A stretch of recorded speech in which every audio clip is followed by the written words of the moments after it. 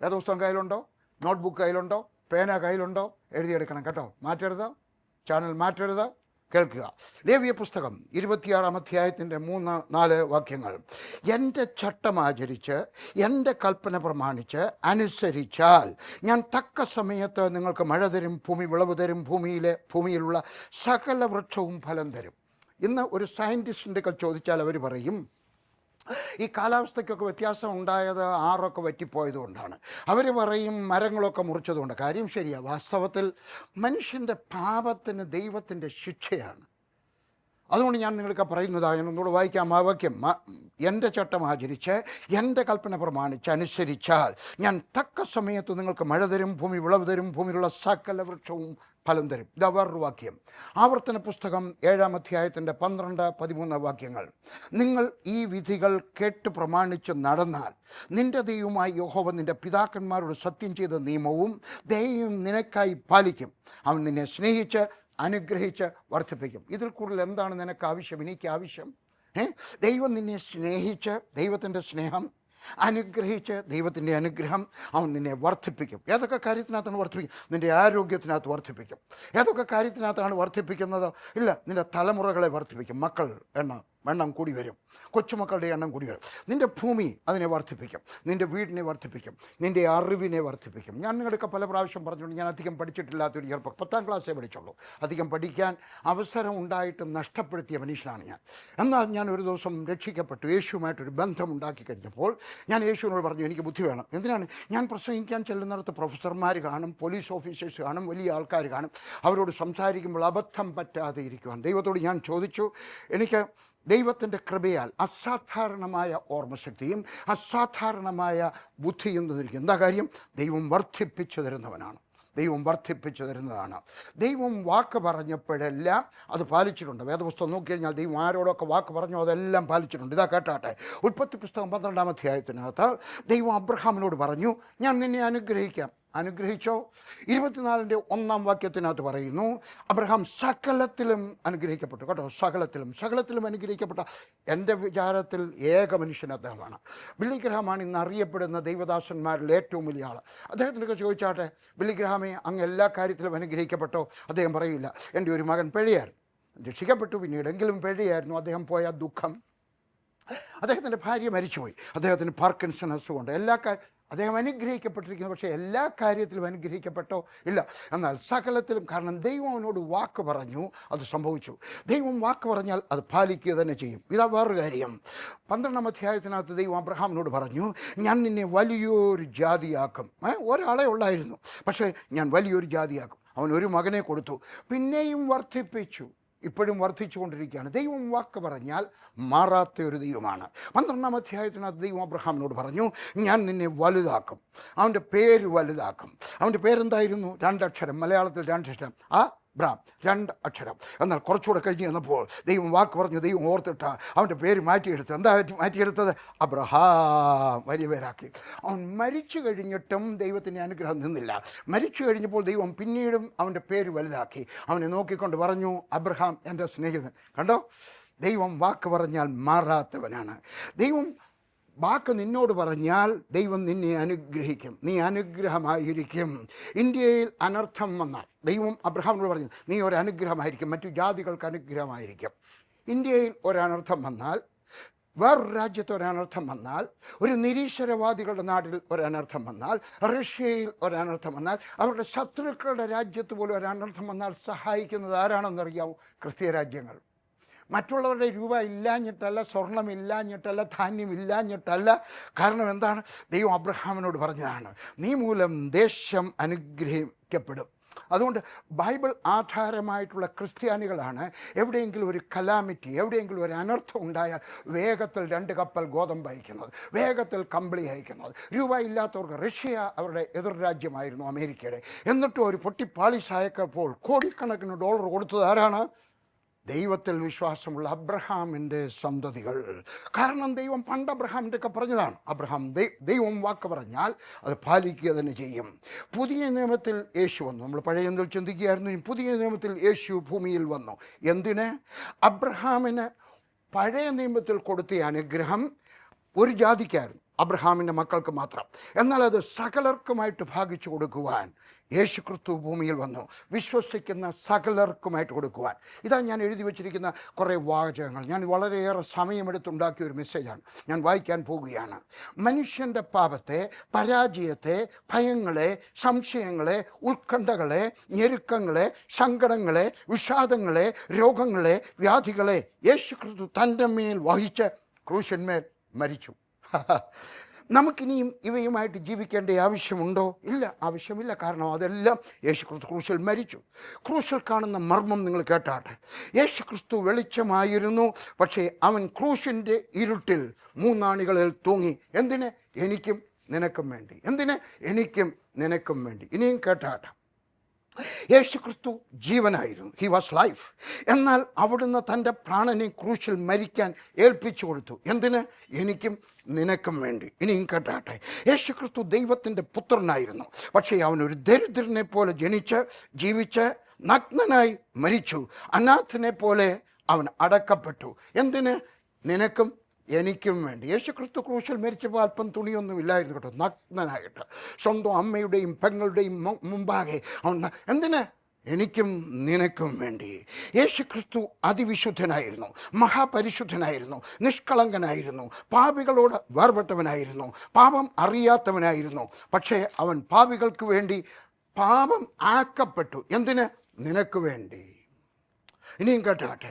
യേശു ക്രിസ്തു ഇപ്രകാരം വിളിച്ചു പറഞ്ഞു, അധ്വാനിക്കുന്നവരും ഭാരം ചുമക്കുന്നവരുമായി ഏവർക്കും ആശ്വാസം നൽകാമെന്ന് യേശു ക്രിസ്തു വാഗ്ദാനം ചെയ്തു.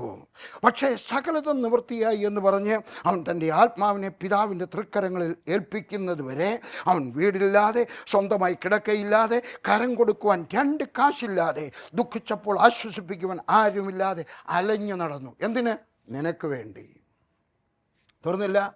യേശു ക്രിസ്തു സർവശക്തിമാനായ ദൈവം, വലിയ കൊടുങ്കാറ്റിനെ ഒറ്റ വാക്കുകൊണ്ട് ശാന്തനാക്കിയ യേശു ക്രിസ്തു കാറ്റും കടലും കൂടി ഇവനെ അനുസരിക്കുന്നുവല്ലോ എന്ന് കണ്ടു നിന്നവർ പറഞ്ഞു. എന്തിന്? നിനക്ക് വേണ്ടി. കുഷ്ഠരോഗിയെ സൗഖ്യമാക്കിയവൻ, 5 അപ്പം കൊണ്ട് 20,000-ൽ പരം ആൾക്കാർക്ക് ആഹാരം കൊടുത്തവൻ, പക്ഷെ ബലഹീനനായി ക്രൂശുമരണത്തിനായി സ്വയം ഏൽപ്പിക്കപ്പെട്ടു. എന്തിന്? നിനക്ക് വേണ്ടി. തീർന്നില്ല സഹോദര, സഹോദരി. യേശുക്രിസ്തു അദൃശ്യനായ ദൈവത്തിൻ്റെ പ്രതിമയാണ്, സുന്ദര സ്വരൂപനാണ്. പക്ഷേ അവൻ ക്രൂശിൽ തൂങ്ങിക്കിടന്നപ്പോൾ അവൻ രൂപഗുണമില്ലാത്തവനായിരുന്നു, കോമളത്വമില്ലാത്തവനായിരുന്നു, ആഗ്രഹിക്കത്തക്ക സൗന്ദര്യവും അവൻ ഉണ്ടായിരുന്നില്ല. അവൻ്റെ അമ്മ അവനെ കണ്ടാലും തിരിച്ചറിയാത്ത വിധം അടികൊണ്ട് മുറിവേറ്റവനായിരുന്നു. എന്തിന്? നിനക്ക് വേണ്ടി, എനിക്ക് വേണ്ടിയും. തീർന്നില്ല. യേശുക്രിസ്തു മനുഷ്യവർഗത്തിൻ്റെ രക്ഷയ്ക്കുള്ള ജീവജലത്തിൻ്റെ ഉറവയായിരുന്നു. പക്ഷേ ക്രൂശിൽ കിടന്നുകൊണ്ട് അവൻ വിലപിച്ചു വിളിച്ചു പറഞ്ഞു, എനിക്ക് ദാഹിക്കുന്നു. എന്തിന്? നിനക്ക് വേണ്ടി, എനിക്ക് വേണ്ടിയും. ഈ യേശുക്രിസ്തു എന്തിനാണ് ഭൂമിയിൽ വന്നത്? മത്തായി എഴുതിയ സുവിശേഷം 1-ാം അധ്യായത്തിൻ്റെ 21-ാമത്തെ വാക്യം എനിക്ക് വളരെ ഇഷ്ടപ്പെട്ട ഒരു വാക്യമാണ്. അവൻ തൻ്റെ ജനത്തെ അവരുടെ പാപങ്ങളിൽ നിന്ന് രക്ഷിപ്പാനിരിക്ക കൊണ്ട് അവന് യേശു എന്ന് പേരിടണമെന്ന് ദൈവദൂതൻ ജോസഫിനോട് പറഞ്ഞു. ആരാണ് യേശുവിന് പേര് നിശ്ചയിച്ചത്? യേശുവിൻ്റെ അപ്പൻ. ആരാണ്? സ്വർഗസ്ഥനായ ദൈവം, അല്ലേ? അപ്പം ദൈവപുത്രനാണ്. എന്താണ് അവൻ്റെ പേര്? യഹോശുവ. അറിഞ്ഞിരുന്നാട്ടെ. യേശുവിൻ്റെ പേര് യേശു എന്നായിരുന്നില്ല, ജീസസ് എന്നായിരുന്നില്ല, ഈസാ മസീഹ് എന്നായിരുന്നില്ല. അവൻ്റെ പേര് യഹോശുവ എന്നായിരുന്നു. അതിന് പല പേരുകൾ അവർക്ക് വിളിക്കാൻ സൗകര്യത്തിന് കൊണ്ട് മാറ്റി കൊടുത്തതേ ഉള്ളൂ. പക്ഷേ അവൻ്റെ അവൻ്റെ അമ്മ വിളിച്ച പേര്, അവൻ്റെ നാട്ടുകാർ വിളിച്ച പേര്, ദൈവം പറഞ്ഞു കൊടുത്ത പേര് യഹോശുവ. എന്താണ് യഹോശുവ എന്നുള്ള വാക്കിൻ്റെ അർത്ഥം? അവൻ്റെ ജനത്തെ അവരുടെ പാപത്തിൽ നിന്ന് രക്ഷിക്കും. വേറൊരു ഭാഷയിൽ പറഞ്ഞാൽ രക്ഷകൻ. എന്തിനാണ് യേശു ഭൂമിയിൽ വന്നത്? ക്രൂശിൽ മരിക്കുവാൻ. വെറുതെ മരിക്കാനല്ല, രക്തം ചൊരിഞ്ഞു മരിക്കുവാൻ. കാരണം എന്തിനാണ് രക്തം ചൊരിയുന്നത്? ഇതാ വേദപുസ്തകം പറയുന്നു. ലേവ്യർക്ക് എഴുതിയ പുസ്തകം 17-ാം അധ്യായത്തിൻ്റെ 11-ാമത്തെ വാക്യം, സുപ്രസിദ്ധമായ ഒരു വാക്യം. രക്തമല്ലോ ജീവൻ മൂലമായി പ്രായശ്ചിത്തം ആകുന്നത്. രക്തം കൊണ്ടാണ് പ്രായശ്ചിത്തം ഉണ്ടാകുന്നത്. അതുകൊണ്ട് മിക്കവാറും എല്ലാ മതത്തിലും, ഹിന്ദു മതത്തിലും, ഇസ്ലാം മതത്തിനകത്ത്, യഹൂദ മതത്തിനകത്ത്, ഇതിനകത്തെല്ലാം നോക്കിക്കഴിഞ്ഞാൽ പാപിയായ മനുഷ്യൻ രക്തം ചൊരിയുന്നത് കാണാം. ഒരു മൃഗത്തിൻ്റെ രക്തം ചൊരിയുന്നത് കാണാം. ഇതാ എബ്രായർക്ക് എഴുതിയ ലേഖനം 9-ാം അധ്യായത്തിൻ്റെ 22-ാമത്തെ വാക്യത്തിൽ പറയുകയാണ്, രക്തം ചൊരിഞ്ഞിട്ടല്ലാതെ വിമോചനമില്ല. അപ്പോൾ രക്തം ചൊരിയേണ്ടത് ആവശ്യമായിരുന്നു ദൈവത്തിൻ്റെ വ്യവസ്ഥ പൂർത്തിയാക്കുവാൻ. യേശുക്രിസ്തു ക്രൂശിൽ രക്തം ചൊരിഞ്ഞ് മരിക്കുവാനായിട്ട് വന്നു. യേശുക്രിസ്തു ക്രൂശിൽ മരിക്കുമ്പോൾ അവൻ വിളിച്ചു പറഞ്ഞു, സകലതും നിവൃത്തിയായി. എന്താണ് സകലതും നിവൃത്തിയായത്? പാപിയായ മനുഷ്യൻ്റെ രക്ഷയ്ക്ക് വേണ്ട സകലതും ദൈവപുത്രനായ യേശു ക്രിസ്തു നിവൃത്തിയാക്കി. സകലതും. ഇനി നമുക്കൊന്നും ചെയ്യേണ്ട ആവശ്യമില്ല. പാപമോചനം ആഗ്രഹിക്കുന്ന മനുഷ്യൻ എന്തു ചെയ്യണം? മല കയറണോ? വേണ്ട. ഒറ്റക്കാൽ നിൽക്കണമോ? വേണ്ട. കുരിശുമെടുത്ത് പള്ളിക്ക് ചുറ്റും നടക്കണമോ? വേണ്ട. പാവപ്പെട്ടവന് ചോറ് കൊടുക്കണമോ? വേണ്ട. ഉറുമ്പിന് അരി ഇതൊന്നും ചെയ്യരുതെന്നല്ല ഞാൻ പറഞ്ഞത്. പാവപ്പെട്ടവന് കൊടുക്കണം. ഉറുമ്പിന് വല്ലതൊക്കെ കൊടുക്കാൻ ഞാൻ ചിലപ്പോഴൊക്കെ കിളികൾക്കൊക്കെ കുറച്ച് പഴയ അരി വാങ്ങിച്ചുകൊണ്ട് ഇട്ട് കൊടുക്കാറുണ്ട്. പക്ഷേ ഇതൊന്നും എൻ്റെ രക്ഷയ്ക്കല്ല. അതൊക്കെ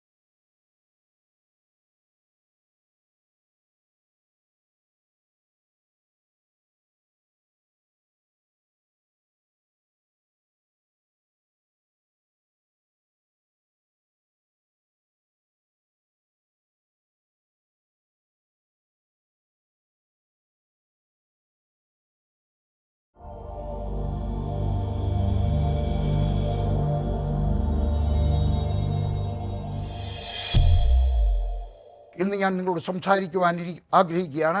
ദൈവത്തിൻ്റെ കരം നിന്നോടുകൂടെ ഇരുന്നാൽ നിനക്ക് എന്ത് സംഭവിക്കും? എസ്രാ പ്രവാചകനെ നമുക്ക് ശ്രദ്ധിക്കാം. എസ്രാ നെഹമ്യാവിൻ്റെ സമകാലികനായിരുന്നു. നെഹമ്യാവ് ആരാണ്? അവൻ പണിയുന്നവനായിരുന്നു. എസ്രാ ആരാണ്? ജനത്തെ വചനത്തിലേക്ക് മടക്കി കൊണ്ടുപോകുന്നവനായിരുന്നു. എസ്രാ ദൈവജനത്തെ ആരാധിക്കുവാൻ പ്രേരിപ്പിക്കുന്നവനായിരിക്കുന്നു. ഞാൻ പറയുന്നത് കേട്ടാട്ടെ. 3 കാര്യവും നിങ്ങളുടെ ജീവിതത്തിനകത്ത് ഉണ്ടായിരിക്കണം. ഒന്ന്, ദൈവത്തിന് വേണ്ടി എന്തെങ്കിലുമൊക്കെ പണിയണം. ഞാൻ ചോദ്യം ചോദിക്കട്ടെ, ഈ കഴിഞ്ഞ ഒരാഴ്ച നിങ്ങൾ ദൈവത്തിന് വേണ്ടി എന്തെങ്കിലും ചെയ്തോ? ഒരാളിനോട് യേശുവിനെ പറ്റി പറഞ്ഞോ? ഒരു പാവപ്പെട്ടവൻ്റെ അടുക്കൽ ചെന്നിട്ട് അവൻ്റെ വീട് മേയുന്നതിലൊന്ന് സഹായിച്ചു കൊടുത്തോ? ഏതെങ്കിലും ഒരു നല്ല കാര്യം ചെയ്തോ? ഒരു അനാഥശാലയിൽ പോയി സഹായിച്ചു. ഏതെങ്കിലുമൊക്കെ നല്ല കാര്യം ദൈവത്തിന് വേണ്ടി ചെയ്യണം. നിങ്ങളെല്ലാവരും ചെയ്യുന്നവരായി തീരണം, പണിയുന്നവനായി തീരണം. വചനത്തിലേക്ക് മടങ്ങിപ്പോകണം. നാം ദൈവത്തിൻ്റെ വചനം പഠിക്കണം. ഒരു ദിവസം രാവിലെ, പണ്ട് എൻ്റെ ഇളയ മകൻ ഞങ്ങളുടെ കൂടെ താമസിക്കുകയായിരുന്നു. അവൻ രാവിലെ 8:30 ജോലിക്ക് പോകും. വൈകുന്നേരം 6 മണിയാകുമ്പോഴാണ് തിരിച്ചു വരുന്നത്. അവൻ 8:30 പോയി. വൈകുന്നേരം 6 മണിക്കായപ്പോൾ വന്നപ്പോൾ അവനെ നോക്കി. അവൻ പോയപ്പോൾ ഞാൻ മേശ അവിടെ ഇരുന്നുകൊണ്ട് വേദോത്സവം വായിക്കുകയായിരുന്നു. അവൻ തിരിച്ചു വന്നപ്പോഴും ഞാൻ വേദോത്സവം വായിക്കുക. അവൻ്റെ ചോദിച്ചു, ഡാഡിക്ക് ബോറടിക്കുന്നില്ലയോ?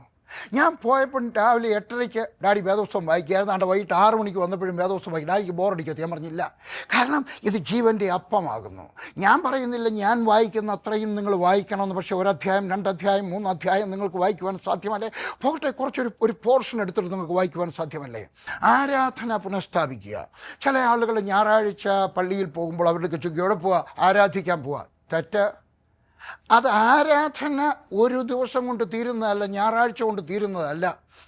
ഞായറാഴ്ച ആരാധിക്കണം, തിങ്കളാഴ്ച ആരാധിക്കണം, ചൊവ്വാഴ്ച, ബുധനാഴ്ച, വ്യാഴാഴ്ച, വെള്ളിയാഴ്ച, ശനിയാഴ്ച, ഞായറാഴ്ച, തിങ്കളാഴ്ച, ചൊവ്വാഴ്ച, എല്ലാ ദിവസവും നിങ്ങളുടെ ജീവിതം ആരാധനയായി തീരട്ടെ. നിങ്ങളുടെ വീട് ഒരാരാധനാലയം ആയിത്തീരട്ടെ. ആരാധന പുനഃസ്ഥാപിക്കണം. പാഴ്സി രാജാവിൻ്റെ കാലത്ത് ബാബേലിൽ നിന്നും യെരുശലേമിലേക്കും BC 457 ഒരു കൂട്ടം ജനത്തെ അടിമത്തത്തിൽ നിന്നും എസ്രാ നബി പുറത്തു കൊണ്ടുവരികയാണ്. അവൻ ദൈവാലയത്തിലേക്കും ദൈവത്തിൻ്റെ ആരാധനയിലേക്കും മടക്കിക്കൊണ്ടുവരികയാണ്. അന്യജാതിക്കാരനായ ഒരു രാജാവ് ഇയാളെ പോകാൻ അനുവദിക്കുകയാണ്.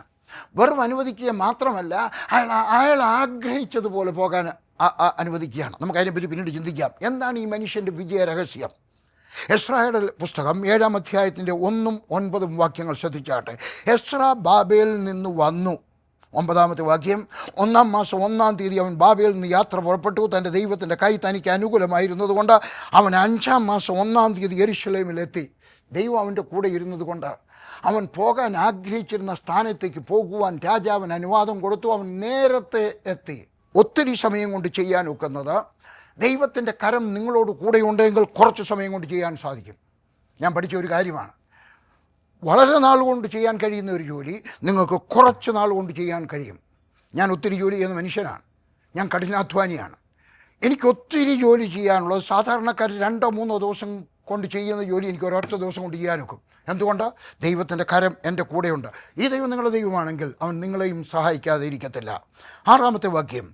ഈ എസ്രാ ഇസ്രായേലിൻ്റെ ദൈവമായി യഹോവ നൽകിയ മോശയുടെ ന്യായപ്രമാണത്തിൽ വിദഗ്ധനായ ശാസ്ത്രിയായിരുന്നു.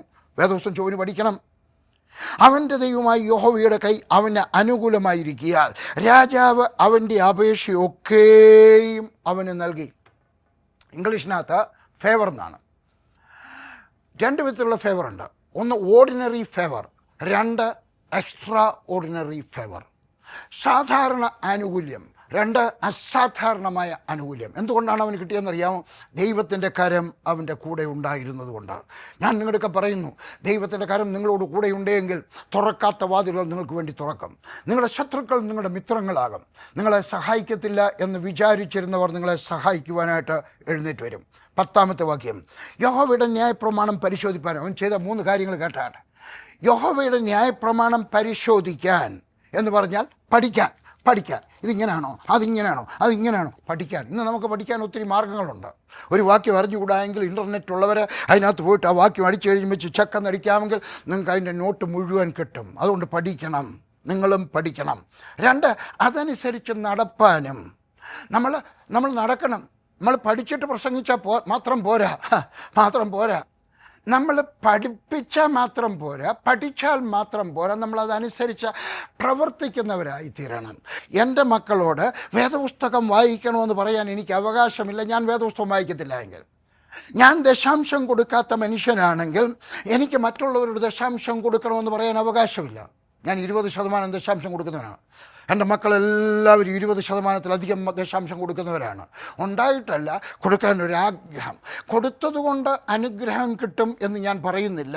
പക്ഷേ ദൈവത്തെ ഒരു വലിയ പ്രിവിലേജായിട്ട് ഞാൻ കണക്കാക്കുന്നു. ദൈവത്തിന് വേണ്ടി കൊടുക്കാൻ കിട്ടിയ ഒരു വലിയ സുവർണാവസരമാണ്. It is a privilege for me to give. അതുകൊണ്ട് ഞാൻ നിങ്ങളൊക്കെ പറയുന്നു, നിങ്ങൾ വേദപുസ്തകം പഠിക്കണം, എന്നിട്ട് നിങ്ങൾ സഹായിക്കണം. നാം അനുസരിക്കണം. നമ്മൾ ദശാംശം കൊടുക്കണം, നമ്മൾ വേദപുസ്തകം വായിക്കണം, നമ്മൾ പ്രാർത്ഥിക്കണം, നമ്മൾ പള്ളിയിൽ പോകുന്നവരായിരിക്കണം. അപ്പോൾ നമുക്ക് മറ്റുള്ളവരുടെ അടുക്കൽ പറയാനൊക്കും. 1, അവർ പരിശോധിച്ചു, അവർ പഠിച്ചു.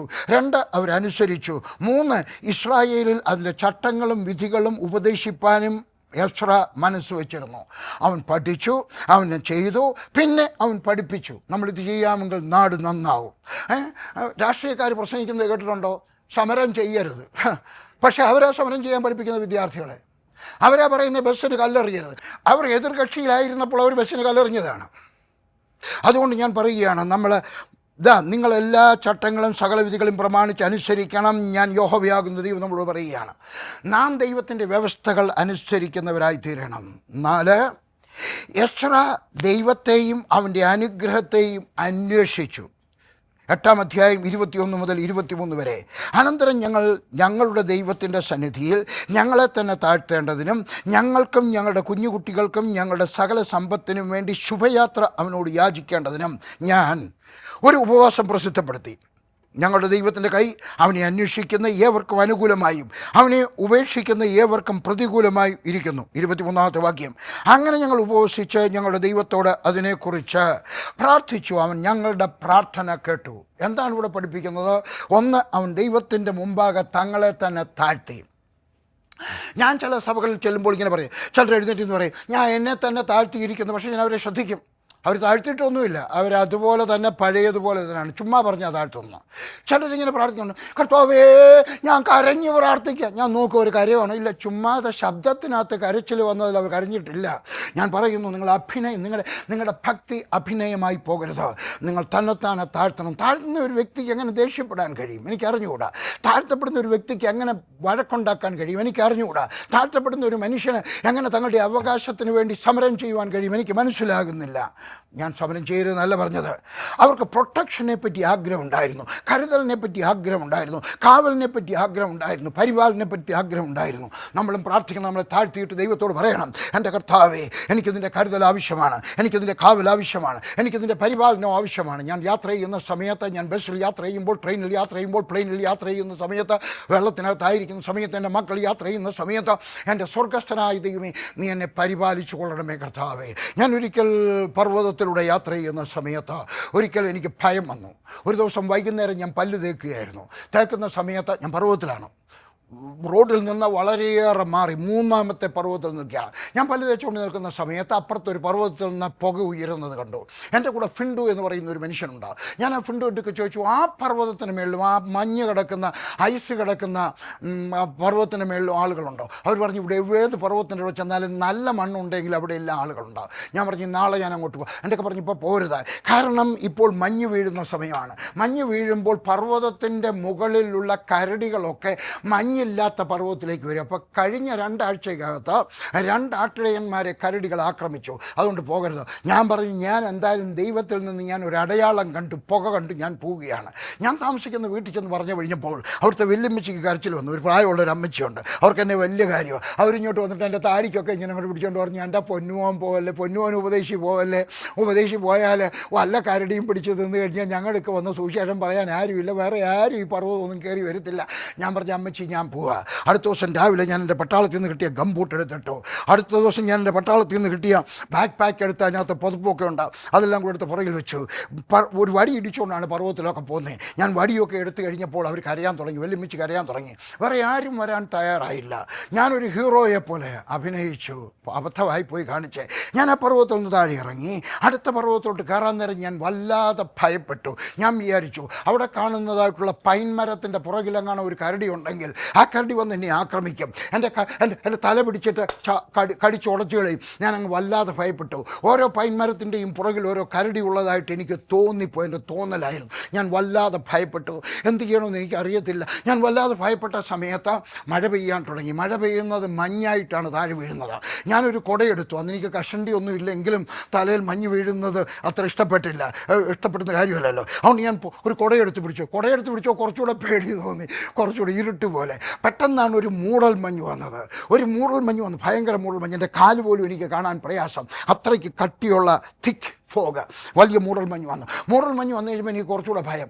ഉടങ്ങനെ ഒരു കരടി ഉണ്ടെങ്കിൽ കാണാൻ പോലും ഒക്കത്തില്ല, മേളിലോട്ട് കാണാനൊക്കത്തില്ല, താഴോട്ട് കാണത്തില്ല.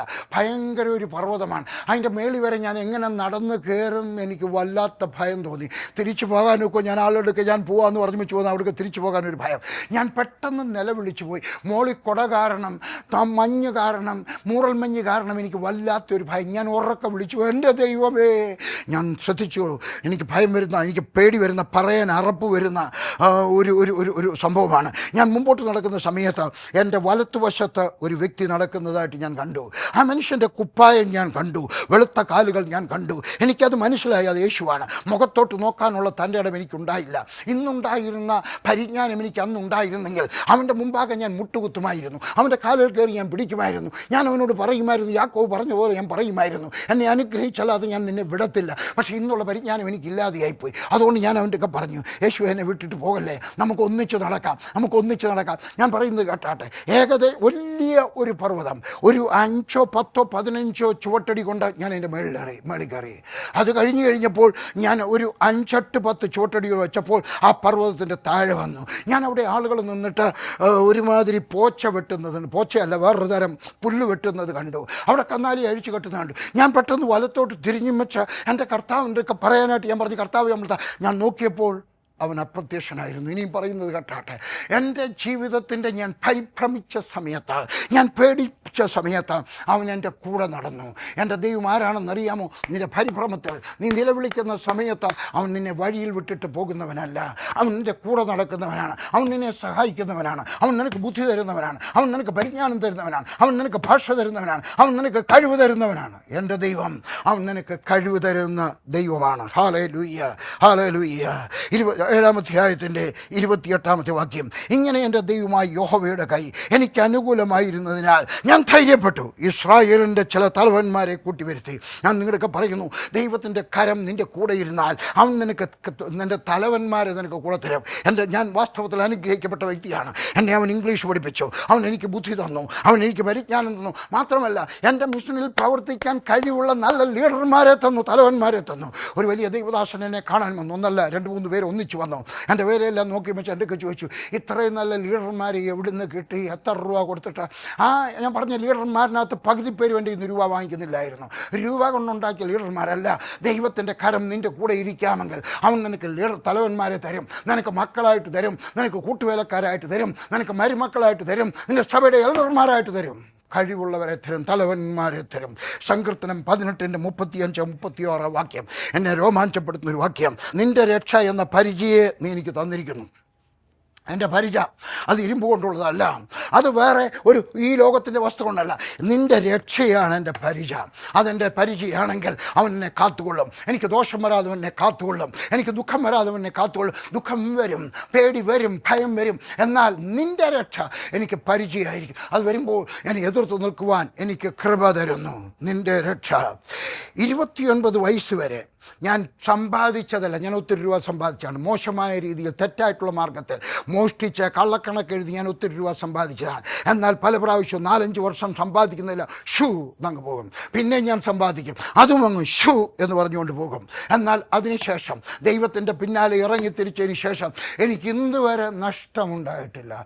ദൈവത്തിൻ്റെ രക്ഷ, അവൻ്റെ രക്ഷ എനിക്ക് അവൻ തന്നിരിക്കുന്നു. നിൻ്റെ വലം കൈ എന്നെ താങ്ങി. ദൈവത്തിൻ്റെ വലം കൈയാണ് എന്നെ താങ്ങിയിരിക്കുന്നത്. ഞാൻ എവിടെയെങ്കിലും പോകുന്ന സമയത്ത് ഞാൻ പ്രാർത്ഥിക്കും, എൻ്റെ കർത്താവേ ഞാൻ അമേരിക്കയ്ക്ക് പോവുകയാണ്, എൻ്റെ കർത്താവേ ഞാൻ കേരളത്തിലേക്ക് പോവുകയാണ്, ഞാൻ പോകുന്ന സ്ഥലത്ത് വെച്ച് ഞാൻ മരിക്കാൻ പാടില്ല കർത്താവ്, ഞാൻ രോഗിയാകാൻ പാടില്ല കർത്താവ്, ഞാൻ രോഗിയായാൽ ഞാൻ മരിക്കുന്നെങ്കിൽ വടക്കേ ഇന്ത്യയിൽ ഒന്ന് മരിക്കുവാനുള്ള ഭാഗ്യം എനിക്ക് തരണമേ. എൻ്റെ സ്വർഗസ്ഥനായ ദൈവത്തിൻ്റെ കൃപയാൽ ഞാൻ ഇന്ന് വരെ വിദേശത്ത് വെച്ച് രോഗിയായിട്ടില്ല. എന്തുകൊണ്ടാണ്? കാരണം എൻ്റെ ദൈവം എന്നെ താങ്ങുന്നതിനാൽ. എനിക്ക് ഇംഗ്ലീഷ് പറയുവാനുള്ള കഴിവില്ലായിരുന്നു. ഞാൻ രക്ഷിക്കപ്പെട്ട സമയത്ത് ഞാൻ ഇപ്പോഴും ഓർക്കുന്നുണ്ട്, ഒരു സായിപ്പ് ഉദംപൂരിൽ വന്ന് പ്രസംഗിച്ചു. അയാൾ പ്രസംഗിക്കുന്ന സമയത്ത് എനിക്കൊന്നും മനസ്സിലായില്ല. എൻ്റെ അടുത്തിരിക്കുന്നവരൊക്കെ മുളിയപ്പോൾ ഞാനും മുളിയും, എനിക്ക് മനസ്സിലായില്ല. പക്ഷേ ഞാൻ ദൈവത്തോട് പ്രാർത്ഥിച്ചു. എൻ്റെ ഭാര്യയുടെ ഒരു വേദപുസ്തകം ഉണ്ടായിരുന്നു, എൻ്റെ വേദപുസ്തകം ഇല്ല, ഞാൻ രക്ഷിക്കപ്പെട്ടതേ ഉള്ളൂ. എൻ്റെ ഭാര്യയുടെ ഇരിക്കുന്ന വേദപുസ്തകം വാങ്ങിച്ചിട്ട് അതിനകത്ത് ഞാൻ കൈവച്ചിട്ട് പ്രാർത്ഥിച്ചു, സ്വർഗസ്ഥനായ ദൈവമേ എന്നെ ഇംഗ്ലീഷ് പഠിപ്പിക്കണം. അമേരിക്കയിൽ പോയി താമസിക്കാനല്ല, ഇംഗ്ലണ്ടിൽ പോയി താമസിക്കാനല്ല, വിദേശത്ത് പോയി താമസിക്കാനല്ല. കർത്താവ് എനിക്ക് ഇംഗ്ലീഷ് അറിയാമെങ്കിൽ ബംഗാളിൽ പോയി സുവിശേഷം പ്രസംഗിക്കാൻ ഒക്കും, ആന്ധ്രാപ്രദേശിൽ പോയി സുവിശേഷം പ്രസംഗിക്കാൻ ഒക്കും. എൻ്റെ പ്രസംഗം ആരെങ്കിലും പരിഭാഷപ്പെടുത്താനൊക്കെ നീ നീ എന്നെ സഹായിക്കണമേ. എൻ്റെ കർത്താവെ, നീ എന്നെ താങ്ങണമേ. കർത്താവെ, എൻ്റെ സ്വർഗസ്ഥനായ ദൈവം 3-ാമത്തെ വർഷത്തിൽ ഇംഗ്ലീഷുകാരുടെ പ്രസംഗം ഹിന്ദിയിലേക്ക് പരിഭാഷപ്പെടുത്താനുള്ള കൃപ എനിക്ക് തന്നു. 11-ാമത്തെ വർഷം New Zealand, Australia, Singapore, Malaysia, Fiji 5 രാജ്യങ്ങളിൽ പോയി ഇംഗ്ലീഷിൽ പ്രസംഗിക്കാനുള്ള കൃപ എനിക്ക് തന്നു. എന്തുകൊണ്ടാണ് അങ്ങനെ സംഭവിച്ചത്? ദൈവത്തിൻ്റെ കരം എന്നെ താങ്ങിയതിനാൽ. എന്നിട്ട് എഴുതിയിരിക്കുകയാണ് സങ്കീർത്തനം 18:35-36, നിന്റെ സൗമ്യത എന്നെ വലിയവനാക്കിയിരിക്കും. നിന്റെ സൗമ്യത എന്നെ വലിയവനാക്കിയിരിക്കും. ഞാനൊരു സാധാരണ കുടുംബത്തിൽ ജനിച്ചതാണ്. എൻ്റെ പപ്പ ഒരു കൊച്ചു തോട്ടത്തിലെ സൂപ്രണ്ടായിരുന്നു, അത് ശരിയാണ്. പക്ഷേ എൻ്റെ കുടുംബം അത്ര വലുതല്ല. എൻ്റെ കുടുംബം പറഞ്ഞു കഴിഞ്ഞാൽ, എൻ്റെ അപ്പൻ്റെ കുടുംബം പറഞ്ഞു കഴിഞ്ഞാൽ എൻ്റെ അപ്പൻ്റെ നാട്ടിലുള്ളവർ പോലും അറിയത്തില്ല. എൻ്റെ അമ്മയുടെ വീട് പറഞ്ഞു കഴിഞ്ഞാൽ നമ്മുടെ ആ നാട്ടിലുള്ളവർക്കൊക്കെ അറിയാം. പക്ഷേ എൻ്റെ അപ്പൻ്റെ വീട് പറഞ്ഞാൽ അധികം പേർക്കും അറിയത്തില്ല. എന്നാൽ എൻ്റെ സ്വർഗസ്ഥനായ ദൈവത്തിൻ്റെ കൂടെ ഞാൻ നടന്നു കഴിഞ്ഞപ്പോൾ അവൻ എന്നെ വലിയവനാക്കിയിരിക്കുന്നു. ഞാനൊരിക്കൽ ടോങ്ക എന്ന് പറഞ്ഞ ഒരു രാജ്യത്ത് ചെന്നിറങ്ങിക്കഴിഞ്ഞുടനെ അവിടെ എന്നെ സ്വീകരിച്ച പാസ്റ്റർ എൻ്റെ ഒക്കെ പറഞ്ഞു, ഇവിടുത്തെ രാജാവിൻ്റെ CAD-മാർ നിന്നെപ്പറ്റിയുള്ള പോസ്റ്റർ കണ്ടിട്ട് രാജാവിനോട് പറഞ്ഞു. രാജാവ് നിന്നെപ്പറ്റി അന്വേഷിച്ചു. രാജാവിൻ്റെ ആളുകൾ എൻ്റെ അടുക്കൽ വന്നപ്പോൾ ഞാൻ നീ എഴുതിയ അത്ഭുതങ്ങളുടെ താക്കോലെന്ന് പറഞ്ഞ പുസ്തകം കൊടുത്തു. രാജാവ് അത് വായിച്ചു കഴിഞ്ഞിട്ട് ഒരു അഭ്യർത്ഥന അയച്ചിരിക്കുന്നു, രാജാവിനെ നീ ഒന്ന് പോയി കാണാമോ? ഞാൻ ഫലിതമായിട്ട് ചിരിച്ചുകൊണ്ട് പറഞ്ഞു, നോക്കട്ടെ, സമയമുണ്ടെങ്കിൽ പോകാൻ. ചുമ്മാ പറഞ്ഞതാ. രാജാവിനെ കാണാനുള്ള അവസരം വിടുമോ? യഥാർത്ഥ രാജാവാണ്, എക്സ് രാജാവല്ല. ഞാൻ പറഞ്ഞു, ഞാൻ പോയി കണ്ടുകളയാം. വ്യാഴാഴ്ച ഞാൻ അവിടെ ചെന്നു. ഇനിയും പറയുന്നത് കേട്ടാൽ രാജാവിൻ്റെ അടുക്കൽ ചെന്നു. നോട്ടി പറയാനൊക്കത്തില്ല. രാജാവിൻ്റെ അടുക്കലിരുന്നു. എൻ്റെ ഒക്കെ ചെന്നുടനെ പറഞ്ഞായിരുന്നു, രാജാവ് എന്ന കസേരയിൽ ഇരിക്കാവും. രാജാവിൻ്റെ 2 വശത്തിന് 2 കസേരയുണ്ട്. നിങ്ങൾ TV-ക്കകത്തൊക്കെ നോക്കാമെന്ന് കാണാം. രാജാവിൻ്റെ 2 വശത്തിന് 2 കസേരയുണ്ട്. ആ കസേരകളിൽ ആർക്കും ഇരിക്കാൻ പാടില്ല. അതിൻ്റെ പുറത്തൊക്കെ പുസ്തകം വെച്ചിരിക്കും. ആരും കയറി ഇരിക്കാതിരിക്കാൻ, അബദ്ധവശാൽ പോലും കയറി ഇരിക്കാതിരിക്കാൻ ആ പുസ്തകം വെച്ചിരിക്കുന്നത്. TV-ക്കകത്ത് നിങ്ങൾ പ്രസിഡന്റിനെ കാണാൻ പോകുന്നവരെ കാണുമ്പോൾ അവിടെ കാണാൻ പുസ്തകം വെച്ചിരിക്കുന്നത്. അതുകൊണ്ട് ആ കസേരയിൽ നിന്ന് കയറി രാജാവ് പറയുന്ന കസേരയിൽ ഇരിക്കണം. രണ്ടാമത് എൻ്റെ ഒക്കെ പറഞ്ഞു, രാജാവിനെ കയറി രാജാവ് എന്ന് വിളിക്കരുത്, യുവർ ഹൈനസ് എന്ന് പറയണം. 3, രാജാവിന് കയറി ഷേക്ക് ഹാൻഡ് കൊടുക്കരുത്, രാജാവിൻ്റെ ദേഹത്ത് തൊടാൻ പാടില്ല. ഒരു രാജകുടുംബത്തിൽ പറഞ്ഞ രാജാവിന് മാത്രമേ രാജാവിൻ്റെ ശരീരത്തിൽ തൊടാൻ പാടുള്ളൂ. എനിക്ക് ഓർമ്മ വന്നു, ഇംഗ്ലണ്ടിലെ റാണി ഓസ്ട്രേലിയ ചെന്നപ്പോൾ ഓസ്ട്രേലിയയിലെ പ്രൈം മിനിസ്റ്റർ അബദ്ധവശാൽ റാണിയുടെ പുറത്ത് ഇങ്ങനെ തൊട്ടുകൊണ്ട് പോകാമെന്ന് പറഞ്ഞു കഴിഞ്ഞപ്പോൾ ഇംഗ്ലണ്ടിലുള്ള ആളുകളൊക്കെ പറഞ്ഞു, take your hands off, don't touch our queen. ഞങ്ങളുടെ റാണിയെ നിനക്ക് തൊടാൻ അവകാശമില്ല. ഒരു പ്രൈം മിനിസ്റ്ററിന് പോലും ഒരു റാണിയെ തൊടാൻ അവകാശമില്ല. എൻ്റെ ഒക്കെ പറഞ്ഞു, രാജാവിനെ തുടരാൻ ഞാൻ പറഞ്ഞു സമ്മതിച്ചു. ഞാൻ അവിടെ ചെന്ന് കഴിഞ്ഞു, രാജാവിൻ്റെ മുമ്പാകെ നിന്നു. രാജാവ് എൻ്റെ ഒക്കെ പറഞ്ഞു, വെൽക്കം ടു മൈ കിങ്ഡം. ഞാൻ പറഞ്ഞു, താങ്ക് യു യുവർ ഹൈനസ്. എൻ്റെ ഒക്കെ പറഞ്ഞ് ഇരുന്നാട്ടെ. ഞാൻ വെയിറ്റ് ചെയ്തു. രാജാവ് ഏത് കസേര കാണിച്ചു തരും? അദ്ദേഹം പറയുന്ന കസേരയിൽ ഇരിക്കാനൊക്കത്തുള്ളൂ. അദ്ദേഹം അടുത്തിരുന്ന കസേരയിലെ പുസ്തകങ്ങളെല്ലാം കൂടെ എടുത്ത് മേശപ്പുറത്ത് എൻ്റെ ഒക്കെ വെച്ച് പറഞ്ഞ് എൻ്റെ അടുക്കൽ ഇരുന്നാട്ടെ. ഇനിയും പറയുന്നത് കേട്ടാൽ, രാജാവിന് മാത്രം ഇരിക്കാൻ അധികാരമുള്ള ഒരു കസേരയിൽ സാധാരണ ഒരു കുടുംബത്തിൽ ജനിച്ച പട്ടാളത്തിലെ 3 വരക്കാരനായ ഹൗൽദാർ വർഗീസിനെ ഇരുത്തിയത് എൻ്റെ ദൈവം എന്നെ വലിയവനാക്കിയിട്ടാണ്. അദ്ദേഹം എനിക്ക് നാരങ്ങ വെള്ളം കുടിക്കാൻ തന്നു. ഞാൻ അദ്ദേഹത്തിന് വേണ്ടി സംസാരിച്ചു. അപ്പോൾ എൻ്റെ ഒക്കെ പറഞ്ഞൊന്ന് പ്രാർത്ഥിക്കാമോ എനിക്ക് വേണ്ടി? ലോകത്തിലെ ഏറ്റവും കൂടുതൽ വണ്ണമുള്ള മനുഷ്യനായിരുന്നു അദ്ദേഹം. ഞാൻ അദ്ദേഹത്തിന് വേണ്ടി ഞാൻ പ്രാർത്ഥിക്കാം. ഇന്ന് അദ്ദേഹം മരിച്ചുപോയി. അദ്ദേഹത്തിൻ്റെ മകനാണ് ഇപ്പോഴത്തെ രാജാവ്. ഞാൻ പ്രാർത്ഥിക്കാം. ഞാൻ എഴുന്നേറ്റ് എന്ന് പ്രാർത്ഥിക്കാം, അങ്ങ് ഇരുന്നാൽ മതി. ഞാൻ പ്രാർത്ഥിക്കാൻ നേരം ഓർക്കാതെ അദ്ദേഹത്തിൻ്റെ തോളെ കൈവച്ചു. അദ്ദേഹം പെട്ടെന്ന് എൻ്റെ കൈ കയറി പിടിച്ചു. ഞാൻ അപ്പോഴാണ് ഓർത്തത്, രാജാവിൻ്റെ ദേഹത്ത് കൈവയ്ക്കാൻ പാടില്ലെന്ന് പ്രോട്ടോക്കോൾ ഉണ്ട്, നിയമമുണ്ട്. പക്ഷേ ഞാൻ അറിയാതെ കൈവച്ചിരിക്കുന്നു. എന്നെ പിടിച്ച് ജയിലിലൊന്നും ഇടത്തില്ലെങ്കിലും ഞാൻ ചെയ്ത് തെറ്റായിപ്പോയി. ഞാൻ കൈ വലിച്ചെടുക്കാൻ നേരം ആ മനുഷ്യൻ എൻ്റെ കൈ വലിച്ചെടുത്ത് തൻ്റെ തലയിൽ വെച്ചിട്ട് പ്രാർത്ഥിച്ചോട്ടെ എനിക്ക് വേണ്ടി. സാധാരണ കുടുംബത്തിൽ പറഞ്ഞ പട്ടാളത്തിലെ 3 വരക്കാരനായ ഹൗൽദാർ വർഗീസിന് ഒരു രാജാവിൻ്റെ തലയിൽ കൈവയ്ക്കാൻ സാധിച്ചത് എന്തുകൊണ്ടാണെന്നറിയാം? എൻ്റെ ദൈവം അവൻ എന്നെ വലിയവനാക്കിയിരിക്കുന്നു. എനിക്കെന്തെങ്കിലും സ്വത്തുണ്ടായിട്ടില്ല, എനിക്ക് ഡിഗ്രി ഉണ്ടായിട്ടില്ല, എൻ്റെ കുടുംബം നോക്കിയിട്ടില്ല. എൻ്റെ ദൈവം എഴുതിയിരിക്കുകയാണ്, ഞാൻ കാലടി വെക്കേണ്ടതിന് നീ വിശാലത വരുത്തിയിരിക്കുന്നു. ഞാൻ കാല് വയ്ക്കാൻ എൻ്റെ ദൈവം എനിക്ക് വിശാലത വരുത്തിയിരിക്കുന്നു. എത്ര രാജ്യത്താണ് പോയെന്നറിയാമോ? 38 രാജ്യത്ത് പോകുവാനുള്ള കൃപ എനിക്ക് തന്നു. ഇന്നും എവിടെ വേണമെങ്കിലും എനിക്ക് പോകാനുള്ള ക്ഷണക്കത്ത് കിടപ്പുണ്ട്. ഞാൻ പോകാതിരിക്കുന്നതാണ്. അവൻ എൻ്റെ കാലിന് വിശാലത വരുത്തിയിരിക്കുന്നു. ഞാൻ നിങ്ങളൊക്കെ പറയുന്നു, don't look at your self. നീ നിന്നെ തന്നെ നോക്കരുത്, നിൻ്റെ കഴിവിൽ നോക്കരുത്, നിൻ്റെ ബുദ്ധിയിൽ നോക്കരുത്, നിൻ്റെ കുടുംബമഹിമയിൽ നോക്കരുത്. ദൈവത്തിൻ്റെ കരം നിൻ്റെ കൂടെയുണ്ടെങ്കിൽ നിൻ്റെ നില എന്താണോ അതായിരിക്കത്തില്ല. നീ മഞ്ഞനായി തീരുവാൻ കർത്താവ് ഇടയാക്കി തീർക്കും.